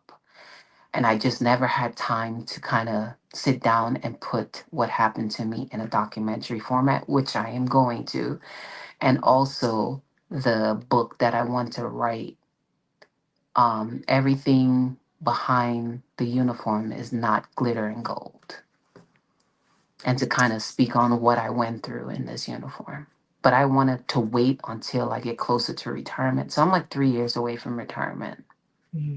In the meantime, put things on paper. I tell everyone who Yeah. asks me Yeah. advice about writing a book or whatever, start putting things on paper, start recording, start doing stuff and have it there. So when you are going to be ready, close to being ready, Hmm. you have almost everything ready. Yeah. Let me tell you some of the comments that have been coming in. My Yeah. viewers, you guys have been amazing because we've been here for almost 2 hours and you stayed with us. So thank you. So of course Martha said this is a Netflix movie. It's coming up. So she said she definitely has earned her flowers. But Alina St. Catherine said, amazing woman, very touching. And I said, I'm so proud of you guys. God gives you chosen, God gives his chosen one strength. Amen. And Martha Mhm. said, let me Google her. And she went to Google, you know. So Alicia Monshari said, Sandy, from 2018, I've always said to you that you have a story to tell. And here we are. Why didn't you tell me you would be doing it tonight? Who's this again? Is that Alicia Monshari or Elisha Monshari? Oh, that's my childhood friend. Oh yeah, he Oh was my, he was he was a part of my support system in the very beginning. okay. And Okay. that's one of the things I wanted to ask you too. What was your support system like, you know, when you were going through all of that with your family? So Of course, I wasn't there. I started with a few people, and then Uh, as it got deeper, like I told you, I was by myself eventually. I didn't have yes, family, I didn't yes. have friends, I didn't have nobody. Wow. So yeah, I I, was literally by myself going through this. I feel horrible that I wasn't there. No, Cindy, Anybody it's who not knows your me, like, I'm fault. always running to somebody. It wasn't your fault because I was going through it, and you got to remember when you're going through stuff like that, you're tunnel vision too. Like Yes. but at that moment, I was confused for the first couple of years because I didn't understand why I was going through this. Questions wasn't being answered until Al Sharpton's office got involved, and when they got And that wasn't involved, that time. That wasn't the time for it to be calling people everywhere and asking them. You were hmm focused on getting your life yeah, back. my You life know? back. Yeah, Yeah. So if you want to see more of about Sandy, go for Justice for Sandy. Okay? Is it Justice for Sandy or just Market or Google Justice for me. You or Google Google? Sandy Marquis. Listen, Martha has already given me a link. Yeah, you Google me. That's why I always tell people I keep a low profile. So let me tell you guys what happened with me. My son decides he's gonna go. He's 9 now. He was 2 when this happened to him. He don't remember, and Mm-hmm. he decided he was gonna go online and just go online. And he's like, "Mom, I went online and I saw you. Why you never told me you're famous?" And I was like, "What Kids. are you talking about?" I said, "Who, me? Little me?" He said, "No, you're all over the place." And then he was like, "Did you go to jail or something?" I said, "What are you talking about, boy?" And he's like, "No, mom. Did somebody do this? Somebody did this to you. Oh my God, he lied on you." And he panicked. He started crying. And he said, "I am so proud of you, mama. You are one of the strongest women I know. This is 5 years they put you through this and you still wearing this disgusting uniform?" I said, "Yes." Mhm. Out of the mouth of babes. And he was 9. He's 9. And he told me Yes. that Oh my last week. goodness, that's hmm funny. You see, the thing is, you didn't want to burden them with what you're going through. So No. I'm guessing that you sheltered them from any information Yes. that was out there, you know, hmm because we have to protect them. I We have knew to I protect. knew they was gonna eventually. So the older girls knows. They always Google Mm-hmm. me and always Mm-hmm. tell me like, "I'm proud of you." But he Mm-hmm. didn't because he was 2. And Mm-hmm. the baby I was pregnant with, she doesn't know anything. So Okay. when I'm hearing him finding out now, I was just like, wow. And he was like, "And you walking around here like you're not a celebrity. You're famous." Yeah. Wow, children. But you know, Sandy, it's good to see that you back in. You know, I know you're not gonna be 100% because you're gonna always have those anxiety attacks. You're always Yeah. gonna have those moments where you have flashbacks. But you know, the important thing is that you're taking your time for yourself to heal and to be able to help hmm your children heal in the hmm process as well because they went through something as well. Yeah, they You did. know, even if our children may not know exactly what we're going through, but they feel Mhm. it. They Yeah, feel yeah, it, you know. And they I'm so do. proud of you. They do. Let me They see do what feel it. everybody. Let me see what everybody has said. They said, Aya Dania said, so when advancements are being made to females in the army, do they have support to handle the traumatizing stuff, like counselors or stuff like that? They do. So we do actually have programs like Mm-hmm. I actually just went to school for it. Mm-hmm. To be like a if there is advancement, unwanted advancement Mm-hmm. from females or males to females, males to males, whatever gender it is, there is Mm-hmm. programs, there's the resources there, but a lot of Mm-hmm. people don't want to talk about it because Mm-hmm. we have that stigma from back in the days Mm-hmm. where we are like you're going to be looked down upon. After Mm-hmm. Vanessa Guillen, that female, I keep saying her name because she had to lose her life for a lot of light to come down on the army and the things they're sweeping under the rug where things are no longer swept. It is put Mm-hmm. out there. The females now are more speaking, we're speaking up now. Mm-hmm. And then it's like the stigma is going away. But I'm telling you, everything happens for a reason because after she lost her soldier her life, a lot of women was talking about their sexual assault and sexual harassment stuff. So the Wow. programs are more enhanced now. There's a lot, Mm-hmm. and it used to be under the units. The program was under the unit. It's no Mm-hmm. longer. They have a separate entity Mm-hmm. for outside of the army dealing with sexual harassment and sexual assault now. Wonderful. And I think it is better that way because there's going to be less bias, Hmm. you know. So Marcella said she's a soldier in God's army. He gives the biggest challenges to the strongest soldiers. The pain is for her assignment. May God continue to strengthen you. And Tell Aya them. said, she said, what's your age group? You are a true example of a woman. Of women, for women, sorry. And two women, sorry. She said Brian said healer. Who's Brian said healer? That's my cousin. That's my baby. Okay. Oh, he said that's my cousin. That's mine too. Mine first, okay? We go. So she said I check you on I said I checked you on Facebook. Roseman Clary. Hi Roseman, how are you? He said good night. And Modesta was laughing. She checked you. She sent all the links, KDHM. And Aya said, I'm happy you are speaking out. Continue being the voice for the voiceless. And Elisha said, Cindy, it's more than 30 years. I've not seen Sandy in person, but we Hmm. attend primary school together. She left Hmm. at an early age, And but we have always been friends. I know the story, and not once have I ever said to anyone, that's my friend. I keep hmm whatever she said to me to to myself. heart. Yep, that's him. Amen.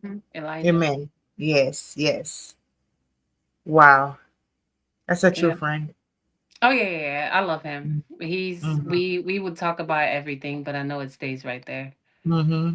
So, Yeah. but yes, I do. And what she said, tell I don't know who her name is, the one that the soldier in Christ too. I know. Yes. Thank you. I appreciate it because I always say everything I went through in life lined me up to being into the pulpit where Yes. my testimony speaks for itself so people will understand I'm not green. I've been through it and I understand life and the resilience that I hold behind this human being. It is out of this world. And for the one who asks, what is my age group? I look like I'm from a younger age group, but I'm actually in my 40s. Marcel, her name is Marcella. She's my schoolmate. She's Oh, my okay, former okay. schoolmate. Yes, she's my former. And it was Aya who said that was just your age group. So her name is Vanessa Guillem. I was stuck. Amafa, her name is Vanessa Vanessa Guillem. Guillen. Guillen. I Guillen. was stuck on that Guillen. Yes, I was Mm, stuck on that story like you yeah. wouldn't believe it. Hmm. I was stuck on that story. And I've always wanted to do a piece on suicide in the army because I have other friends who are in the army, who's in the Mhm. navy, and I hear about the suicide that's happening in the army. I'm even following a group on Facebook about suicide in the military. I cannot spell it. I probably should be able to put it on there for you. She was Yeah, trying to I sell will. her When I'm done, I Mhm. will put the link of her story in there. Yes. And Yeah. it's just I had a magazine and everything. I was stuck to her story because it was so unjust what happened to this young lady. She was a Hmm. beautiful, beautiful young woman. Beautiful. Hmm. Beautiful. I cried. I cried. When I tell you I cried like a baby, I cried like Yeah. a baby. I went to her memorial and I sat there crying because I felt like I failed her. Because I've been Mm-hmm. trying to tell them before, because my situation happened before her. What? Yeah. Remember, she died, I think, in 2020 during COVID. My Uh-huh. situation started in 18. And the more I went to the news trying to tell them what was going on Fort Hood, remember, I'm in a good old boys town. They weren't taking the news at all. Until things hit the fan and Sharpton's office got involved is when the news media hopped on. And then every news outlet wanted to do my story. I was famous. When I tell you people was reaching out to him and everyone else, I wanted to sit down, have a sit down with her. No, I'm not having that sit down. So you're actually one of the first ones I'm actually having a sit down with Wow. after my situation, because I never spoke to them. The fact that they ignored me all these years, it Wow. shouldn't have to take people losing their lives now on that duty station for you guys to hear what was going on and talk about it. Exactly.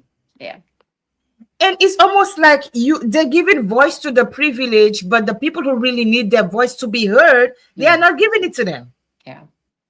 But she has a documentary on Netflix, the Mm-hmm. Vanessa Guillen, and it's a movie. Like, it talks about what happened to her.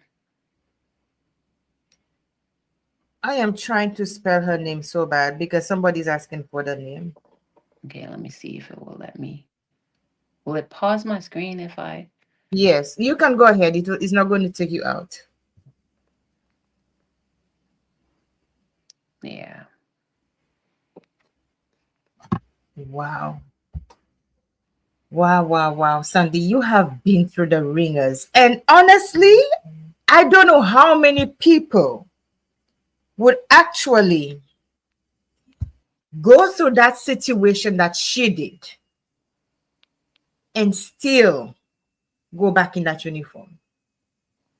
Yeah, It takes everyone tells us. them. Everybody says that to me, though.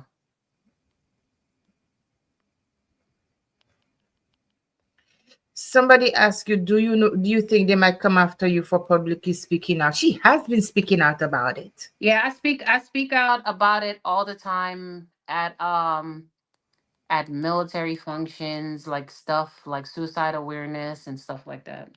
Mm-hmm. Because in my article speaks on when I was about to commit suicide. Wow.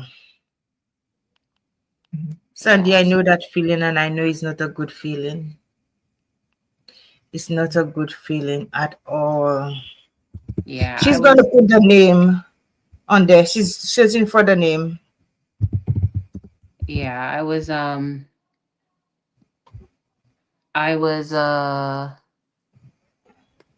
It's not like they tried to shut me up, but they realized who I was.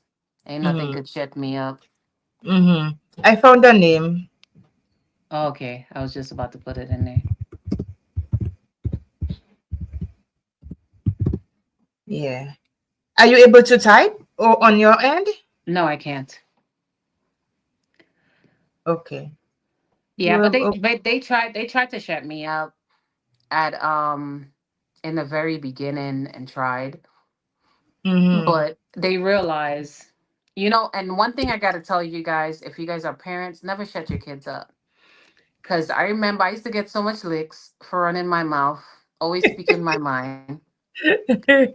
And I remembered one day my mother said to me, I think when my first article came out, she called me and said, maybe when you was younger, I shouldn't have slapped you, the way that I used to slap you. I Mm-hmm. shouldn't have never tried to tell you shut up because you never shut up. And I'm happy you didn't shut up because you would have never spoke up the way you were speaking up about what was going on with you. And I always tell people, my daughter is just like me, the one that I was pregnant with. She took all my strength from me. And she run her Mm-hmm. mouth and tell me, Mommy, it's not this, is that. Mommy, it's not this, is that. And sometimes I just shake my head because I know I can't tell her, no, is this and that, and to shut her up. Because I remember they tried to do this when I was younger. And Mm-hmm. I'm happy I took the licks and I kept on taking the licks. And I'm happy that I still had that personality growing up and as an adult because if I didn't have that personality, I would have been silenced, just like everybody else in this uniform. And the more they tried to give me licks behind the scenes, the more I opened my mouth. And it reminded me of when I was a child. The more I got licks, the more I didn't shut up. And the more they tried to punish me and tell me, shut up and not bring these people here, the more I opened my mouth. So they know that I won't shut up because this is my story. You can't take my story away from me. This truly Exactly. happened to me in this uniform. You can't take Yeah. it away from me. So the name is spelled the first name is Vanessa and the last name is Guillen. Was she Spanish? Yeah, Hispanic. Yeah, a Hispanic female. Hispanic, yeah. Yeah. Guys, Sandy has been to the worst ordeal you could think of being in uniform aside from being Mhm. murdered. And honestly, when I think about everything that had happened to you, I honestly think they were coming for your life. Mhm. I am I was sorry to scared. say it, but this is how I feel about it. Because if they were trying to shut you up and they could make up anything like that for no reason at all. What is the motive behind? Is it because you're a woman? Is I it don't know what it because is.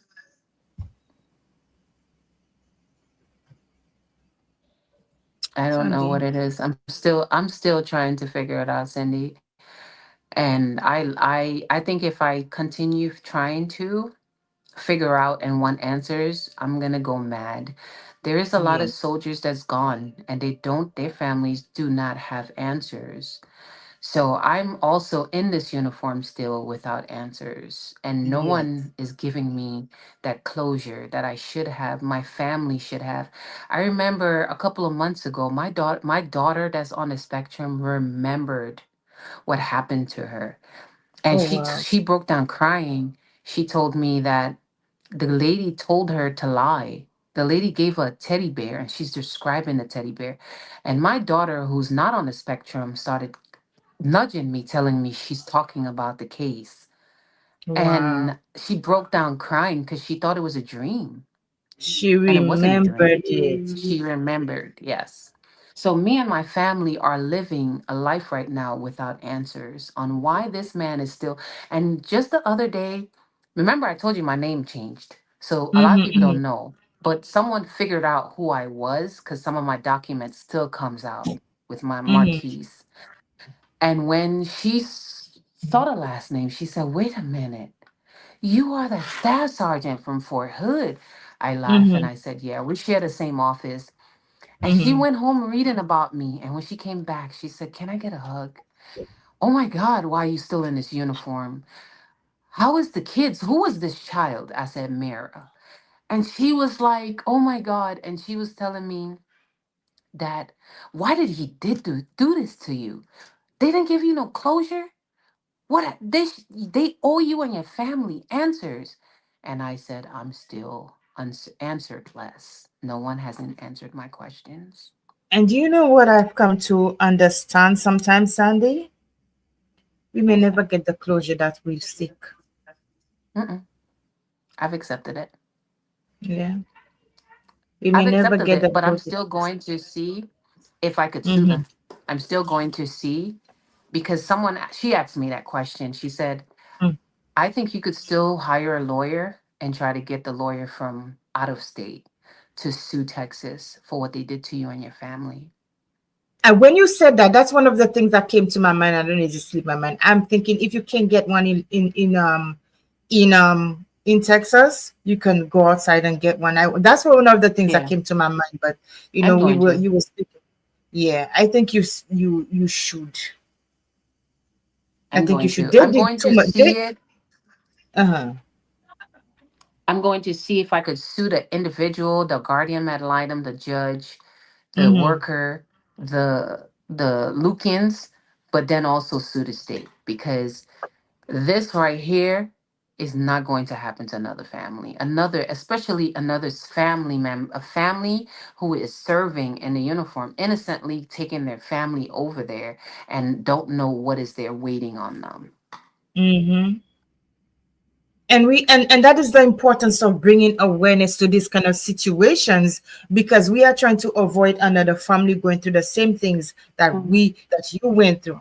You understand? Yeah. We're trying to do that, and it's important that you continue advocating, continue talking. I don't think that this is gonna end, you know, your advocacy is going to end anytime soon, because there are Mm-mm. going to be people that It's are not. still going to be coming out of the woodworks to tell you, well, this happened to me, and you will have Yes. to take the mantle of helping them through it. And as I always say, if I can touch one person on this show, then I've served a good Mhm. purpose. And I believe if you could help one person from going through the same experience that you did, then you know it would have served a really great purpose, because a lot Yeah. of people are suffering from what you've explained there to me, because a lot of people are suffering in the army, and I can't begin to imagine the amount of young people, 18, 19 year olds, 20, 21 year olds, their parents send them into the army and they never come back. Mhm. They never come back. Yeah. That's a nightmare for parents. Yeah. But it's not the army because I've gained a lot out of this uniform. It is the people in that uniform. People are Yes. coming from all sorts of different places, different cultures. Some of the Caucasians have never seen blacks before. This is the first time they will meet the black people. Because you got to remember, some of these towns in the United States, some of them only have a population of 1,500 full Caucasian. And now they're joining the uniform, and this is the town he came from. Black And interacting with blacks. And don't get me wrong, I am not, I am not, I'm not bashing the army, and you are not bashing the army, the Yeah. institution per se. And I want you to Yeah. understand that we are not bashing the institution, because it has provided countless of opportunities for people from everywhere who have the word I'm trying to say is not coming, um, who have enhanced their lives. Mm-hmm. Their lives have been made better. You understand? But it is the people, and like you said, from different places, maybe Mm-hmm. different background, different upbringings, different people Yes. with different. Some Yes. people may come Yes. with mental issues. We don't know. Mm-hmm. And that plays a part in the culture that's Yeah. in the uniform, but it's not the army. The army provides you with, I'm telling you, my kids all have braces. And it's the Mhm, army help, the army. mhm, Their colleges are when I retire paid for. There's programs for them to, there's a lot that the army provides their soldiers. So they take care of the soldiers. It is the mhm. humans, the different people, different upbringing. You don't even know which predator, because there's this program, go to jail or join the army. A lot of people supposed to be in jail, but they're in the armies. We're bringing people who has misdemeanors and felonies inside of this uniform. And then turning around, they're doing these things in this uniform, predators. So this is what I'm talking about when I say people, humans in this uniform, whom gives the army a bad name, but the army is not a bad place. And Aya said it. She said this is not about bashing, but to have them fix the army to attract Yes. to attract people. Mhm. Yes. No, no, it's true. Yeah. I agree with her. I really agree with her. And this is why I hang around. Because I could have been out the army when this, I had 3 days. Three, if you read my third article, it's the third or the fourth Mm-hmm. article, it tells you I had a couple of days left to not to sign that indefinite contract. And I signed it just so I could make sure I'm in this uniform, because I have two kids who's old enough to join this uniform, and I want to make sure that you treat my kids with dignity and respect when they come into this uniform. So this is where like I hang around this uniform to make sure it's a better place. I want to be put, and why I think God is putting me in in a situation, because I was going to chaplain candidate. Chaplain candidate is a it's a pastor sitting there. They're in the position to talk to the higher ups when they're making the wrong decisions behind the scenes, to make them understand, hey, don't take this direction, I advise you to take this, to be an advisor to them, to kind Mm-hmm. of. So that's where I'm happy, like the way that I'm going into divinity, learning the Bible, doing all these things, is to put me in different places in the military uniform, just so Mm-hmm. at least I could do my due diligence before I retire and get out Mm-hmm. of this uniform. And I have no doubt that you are going to achieve amazing things. You are going to change lives. You're going to inspire. You're going to uplift. Yeah. You're going to allow with your determination. You are going to People are going to reach places they never thought that they would, Hmm. because of your determination and your advocacy and your willingness to make a Hmm. difference.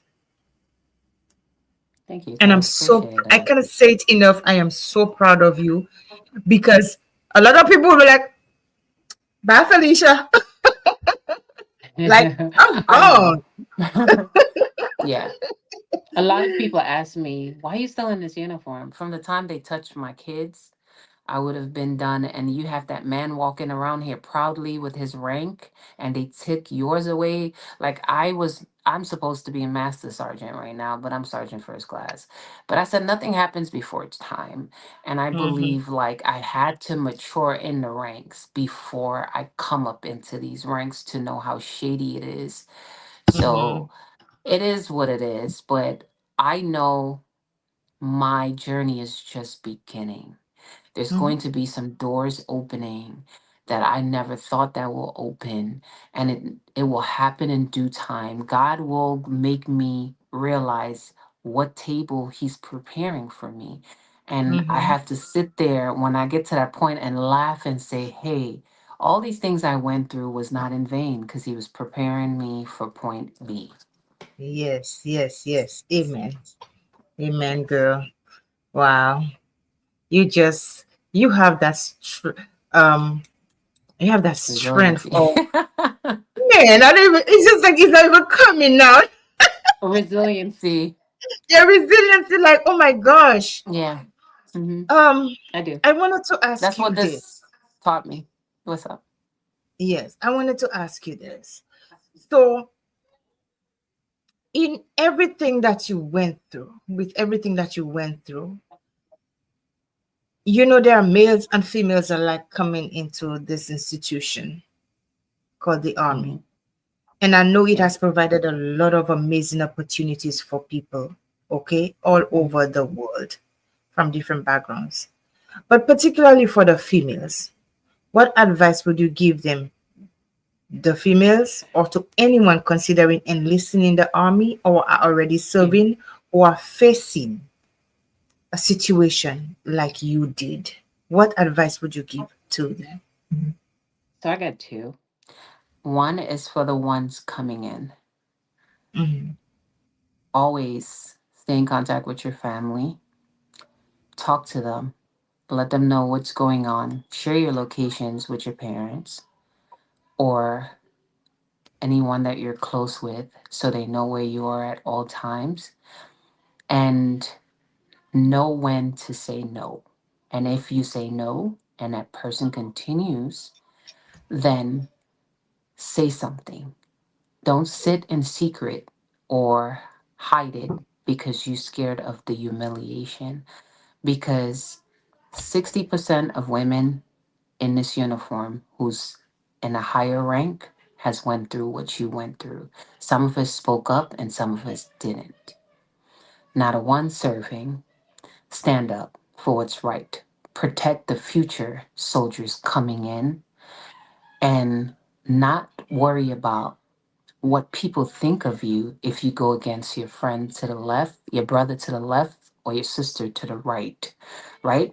If they were your brother and sister, they would not put the future army at harm. So, this is where I feel like standing up and speaking up is something that we need to practice in this uniform and Thank not you. stay in silence. It's important that we let your voice be heard. Mm-hmm. Okay. As you were saying that, I remembered when I was working with cable and wireless, when I just gotten there, I was working among, I walked in and I was like, when the person who was there, the manager said, well, we don't have any job for women. We only have for men. And that is Men, yes. to work in the field. And I said, Mhm. what I got to do? He said, you will have to go and install. And of course, I had to climb the poles and whatever. And I said, Yeah. okay, I'm in. And believe it or not, I got sexually harassed by that man. Mm-hmm. And I'm going like, I've been raped. I've been Mm-hmm. sexually abused by family members. I've been Yeah. raped. Thinking this. So when he did it the second time, I'm going like, I'm reporting you're behind. Mm-hmm. Not for me to tarnish you, but for my own sanity. Or else I'm going to hurt you. Yeah. And so I reported him. And come to find out after I reported him, not because I hated him, but because what was right was right and what was wrong was Yeah. wrong. I agree.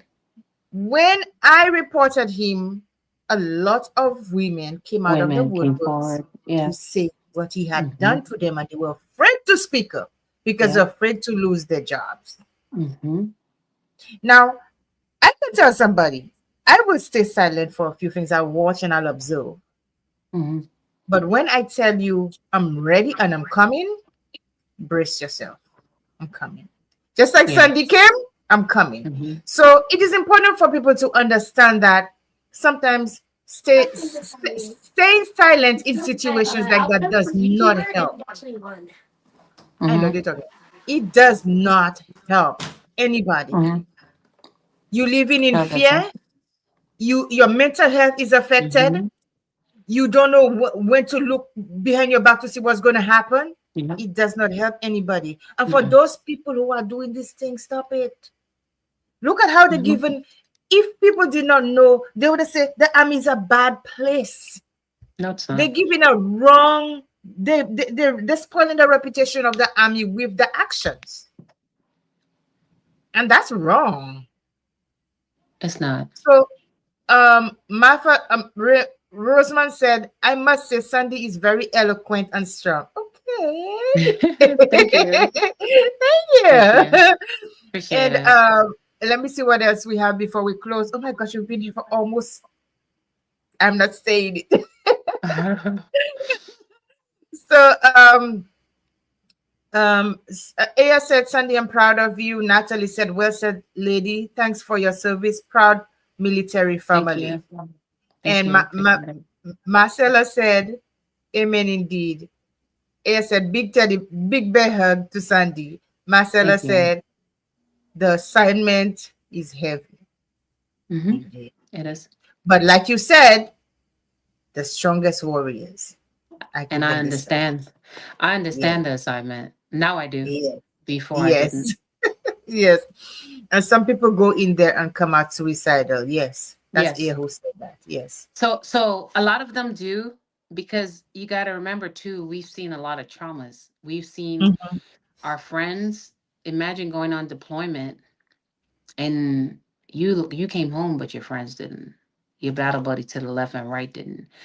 So a lot of us come in normal and we leave not too right. So, and there's a lot of things that we're not allowed to speak on, and we're holding it in, where the PTSD kicks in later on into your career.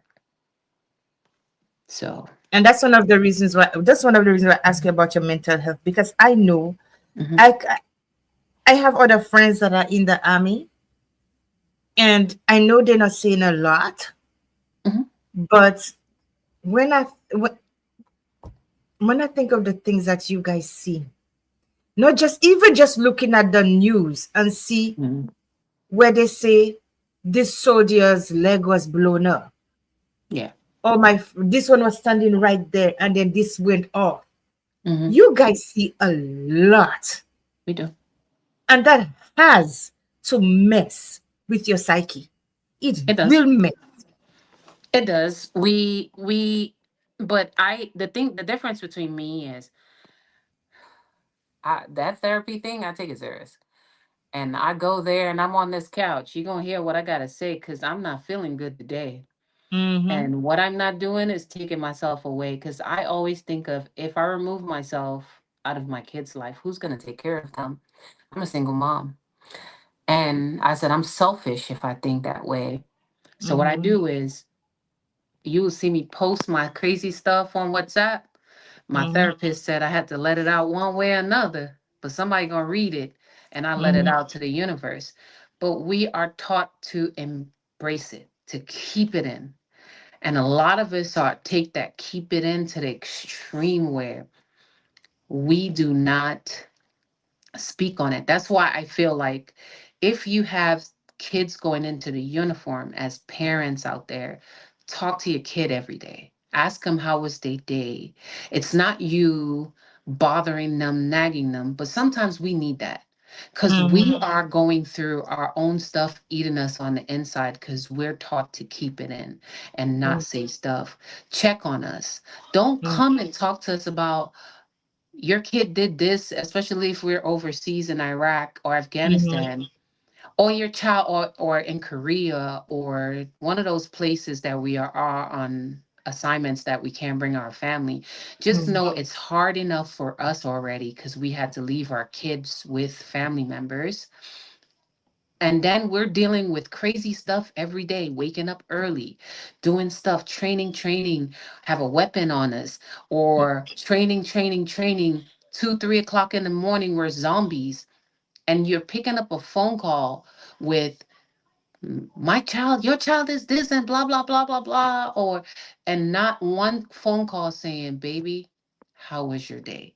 Say that. That comes a long way where your child will tell you everything that's going on.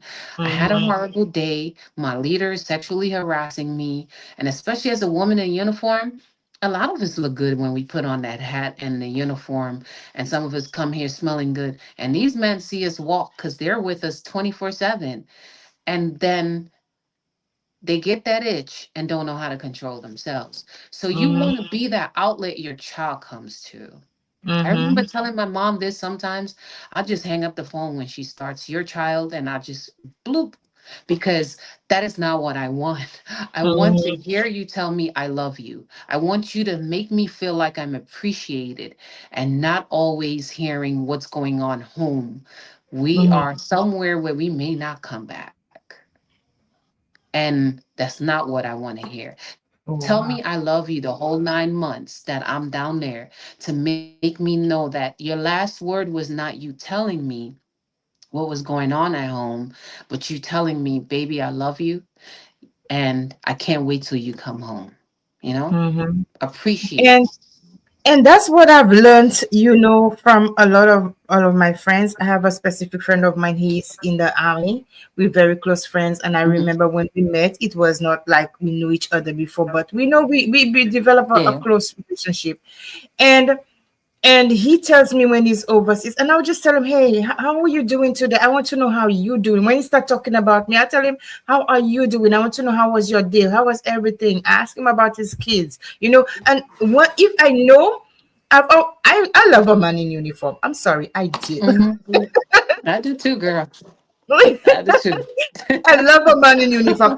That's why I wanted to be a cop or be in the army, but I felt like Mhm. I was a bit too aggressive. I mean, so and anybody who I know personally, Even if I see somebody on, like somebody's my friend online or whatever, and I know they're in the Yeah. army, I am very cautious as to what I Yeah. say to that person, the question that I ask. And even if they come out as if they're angry, at the back of my mind is Hmm. already okay. They are going through a lot. They're going through a rough day. And if instead of just Yeah. bringing my voice up, I tone it down. And I usually don't Hmm. bring my voice. Yes. I tone it down. I understand things now. And just hearing Yeah. your story, hearing just a little bit that you just told me, it's enough for us to understand that we see stories of wars and everything, Yeah. and these are depicted from things that literally actually has happened to people.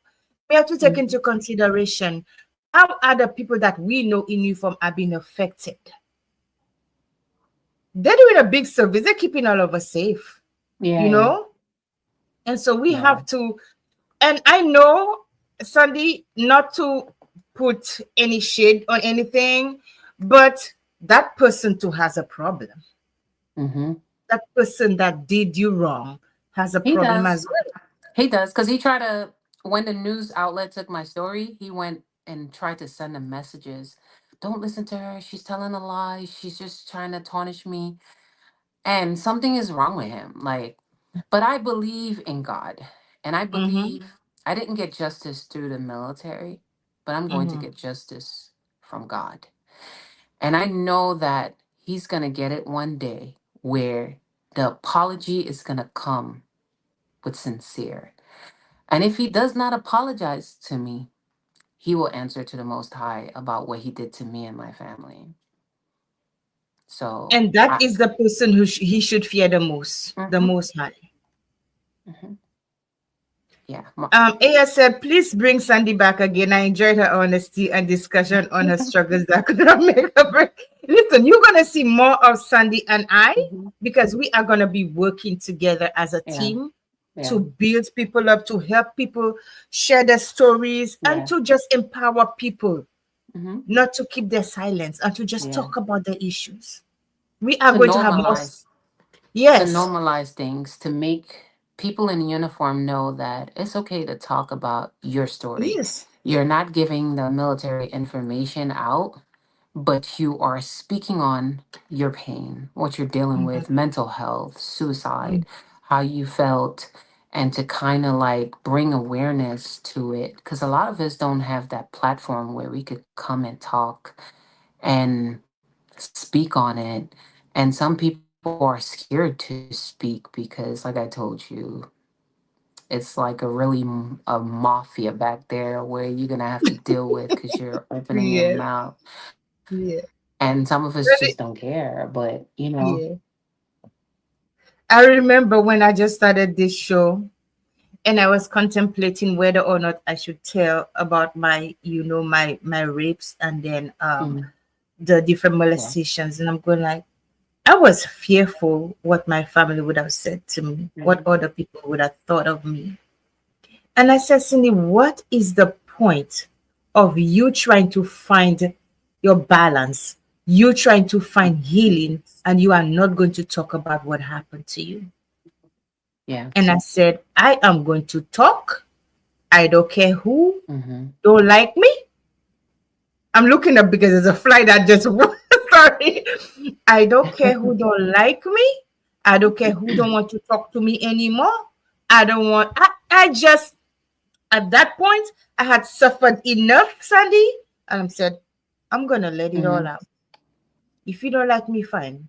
In a matter of yeah, fact, what I am going to say is going to benefit you. hmm. And so, like me or not, I'm I'm going to happy say you did myself, speak. yeah. I'm happy that you Thank did open up about your childhood traumas and everything you went through because your predator was harassing me. Wow. So, um, yeah, so I'm happy that you did speak up and everything she says is true. Some people like to keep things hidden in a family. And sometimes I feel like it takes us as, and don't cry on here, it takes us as women to protect the younger generation to come, where it wasn't normalized to speak on child molestation and people preying on the younger kids in the family and the family members doing crazy stuff. But I'm happy you found the courage to tell your story. And your story, like I told you before, I used to sit outside your life and just watch you and say, this girl got a strength from, I don't know where she getting it from, because I know what she went through. And I know she's telling the truth, even though that some people are saying that she's not, but she is, because the same individual tried to do the same thing to me too. And I'm happy that she finds the courage, but I was like, she's finding it from somewhere. And I'm proud of you, Cindy, and another level of proud of you. And don't let no one silence you. Ignorant people tries to silence people who's trying to make a change in life. So don't let no one silence you. Your voice is changing, is saving someone. Your movement is changing lives out there. And your books, some little girl years from now when you're gone may be reading your book. And you might save that little girl that's reading that book. So, yes, I'm proud of you. Makeup stay put. Okay. Thank you, guys. Mhm. I So, appreciate you saying that. I appreciate you saying that because sometimes you talk and maybe you don't know if people believe you or not. And I'm so glad that you were able that's to fine. confirm that I'm not lying. No, you're not. Yeah, it's fine. Families have a way of shutting you up because they don't want the family secret to come out. Yeah. And it has to come out because we got generation after generation that is gonna come along, and we're gonna keep the secret hidden. Why? When the predator gets to walk around proudly and the victim is victimized in the family. So Yeah. no, I know that you're not telling a lie, because like I told you behind the scenes what was done to me and why it was done and why they were trying to shut me up too, but Mm-hmm. my family wasn't having it. So to Mm-hmm. hear individuals in your family saying that you're lying, that is BS. Yeah. Thank you so much. So Sandy, I'm you proud of have, you. thank you, sweetheart. You have made me feel like a weight have been lifted off my shoulders tonight. Although you said it to me, but for you to say it for the Mhm. public to hear, a weight has been Yeah. lifted off my shoulders because I've been suffering by myself for a long time, Yeah. a long time. And now I feel I have somebody who really understands me. I understand you. So, I told you that we've been through it all similar, but I do understand you, but don't let no one, it doesn't matter if it's your family member, they to shut you up. Your voice, God gave you that voice for a reason, and it was to save others.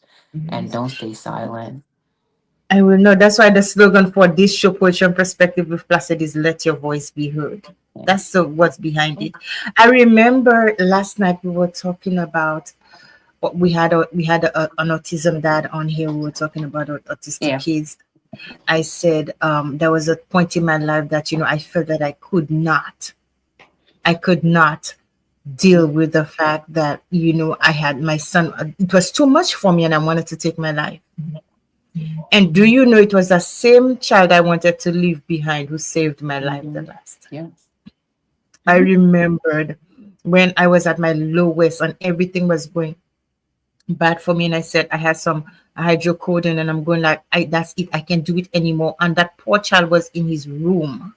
He was there watching some TV in his room, and I took that hydrocodone and put it in my mouth, and I laid down. And for whatever reason, the minute that I laid down and I closed my eyes, with all those pills, a whole vial of the child burst out the happiest laughter you could think of. Hmm. I was going through I was gonna go to my grave that day if it wasn't for my Mhm. my my then 13-year-old autistic son. I was going to go to my grave that day. But he laughed out loud.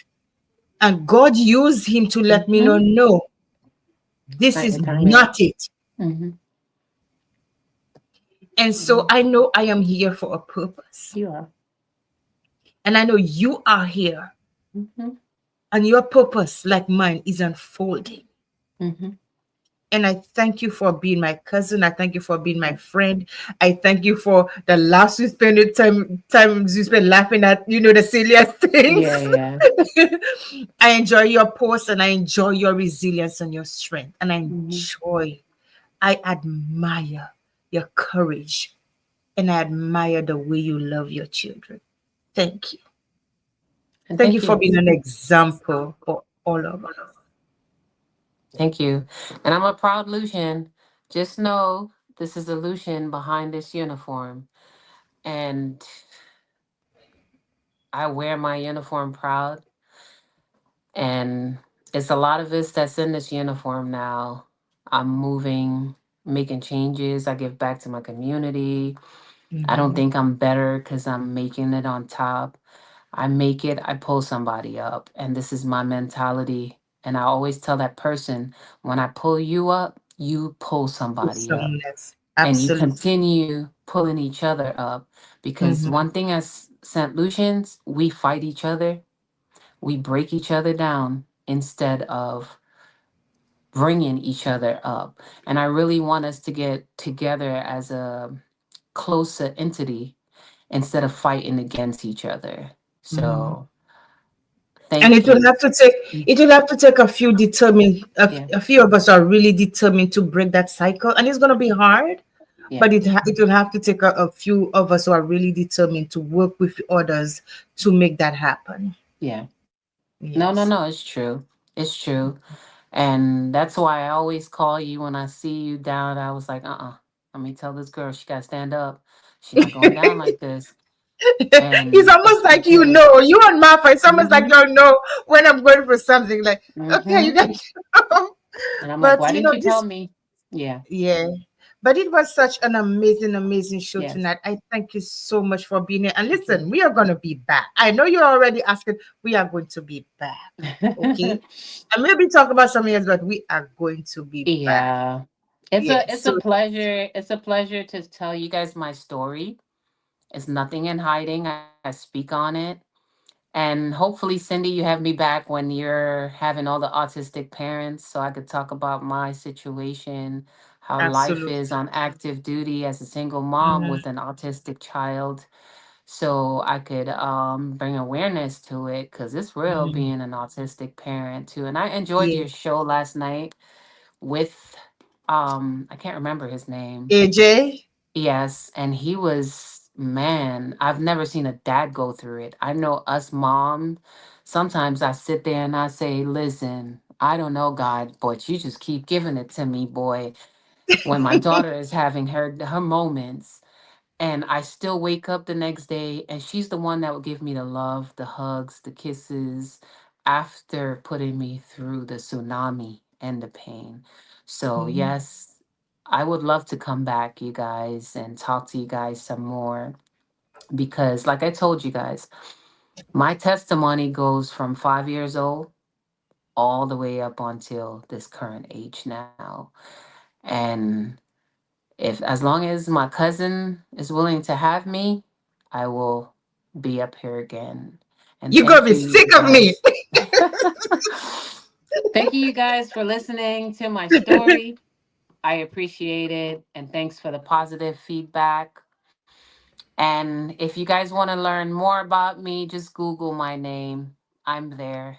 And it tells you literally everything I've been through the army, sexual harassment. It started with a sexual harassment. I went into a setup. I fought my case, beat it. And yes, it's a St. Lucian female. Lucia Yes. doing this Said out Lucia there. Strong. So you guys Yeah. understand. I told them where I got this strength from, St. Mm-hmm. Lucia, and y'all done mess Mm-hmm. with the wrong person. So yes, Mm-hmm. but thank you sweetheart. Appreciate it, and we'll You're talk. welcome. Well, thank you so much for being on here again. Have an amazing, amazing night. Listen, guys, what did I Thank call you when you come on here? Resilient risers. And you've met one you. of the most amazing and resilient women you will ever come across. Okay? So have a good night. Let your voice be heard, people. Do not let anybody silence your voice. If you have a story Yes. to tell, call on Miss Cindy Placide or call on Sandy and tell Sandy, hey, call your cousin. I want to be on her show. Okay, I want to Yes. talk about my experience. And we are going Mm-hmm. to make it happen. And Sandy's going to be back because we have to talk about mental health. We have to have a Mm-hmm. panel on autism. We have a lot of work to do. So continue coming on here on Poetry and Perspective with Placid. Guys, share this live. I cannot say it enough. Sometimes we hear and then we comment and whatever. Everyone on here, just go to my page and share my live. It's going to impact somebody else's life. It's going to make somebody come forward and say, hey, this is what I've been through. I need that help. Maybe somebody's at a point of suicide. We don't know. And just one story can change somebody else's life. Have a good night. And we'll talk again soon on Poetry and Perspective with Placid. I love you guys. Bye. Mm.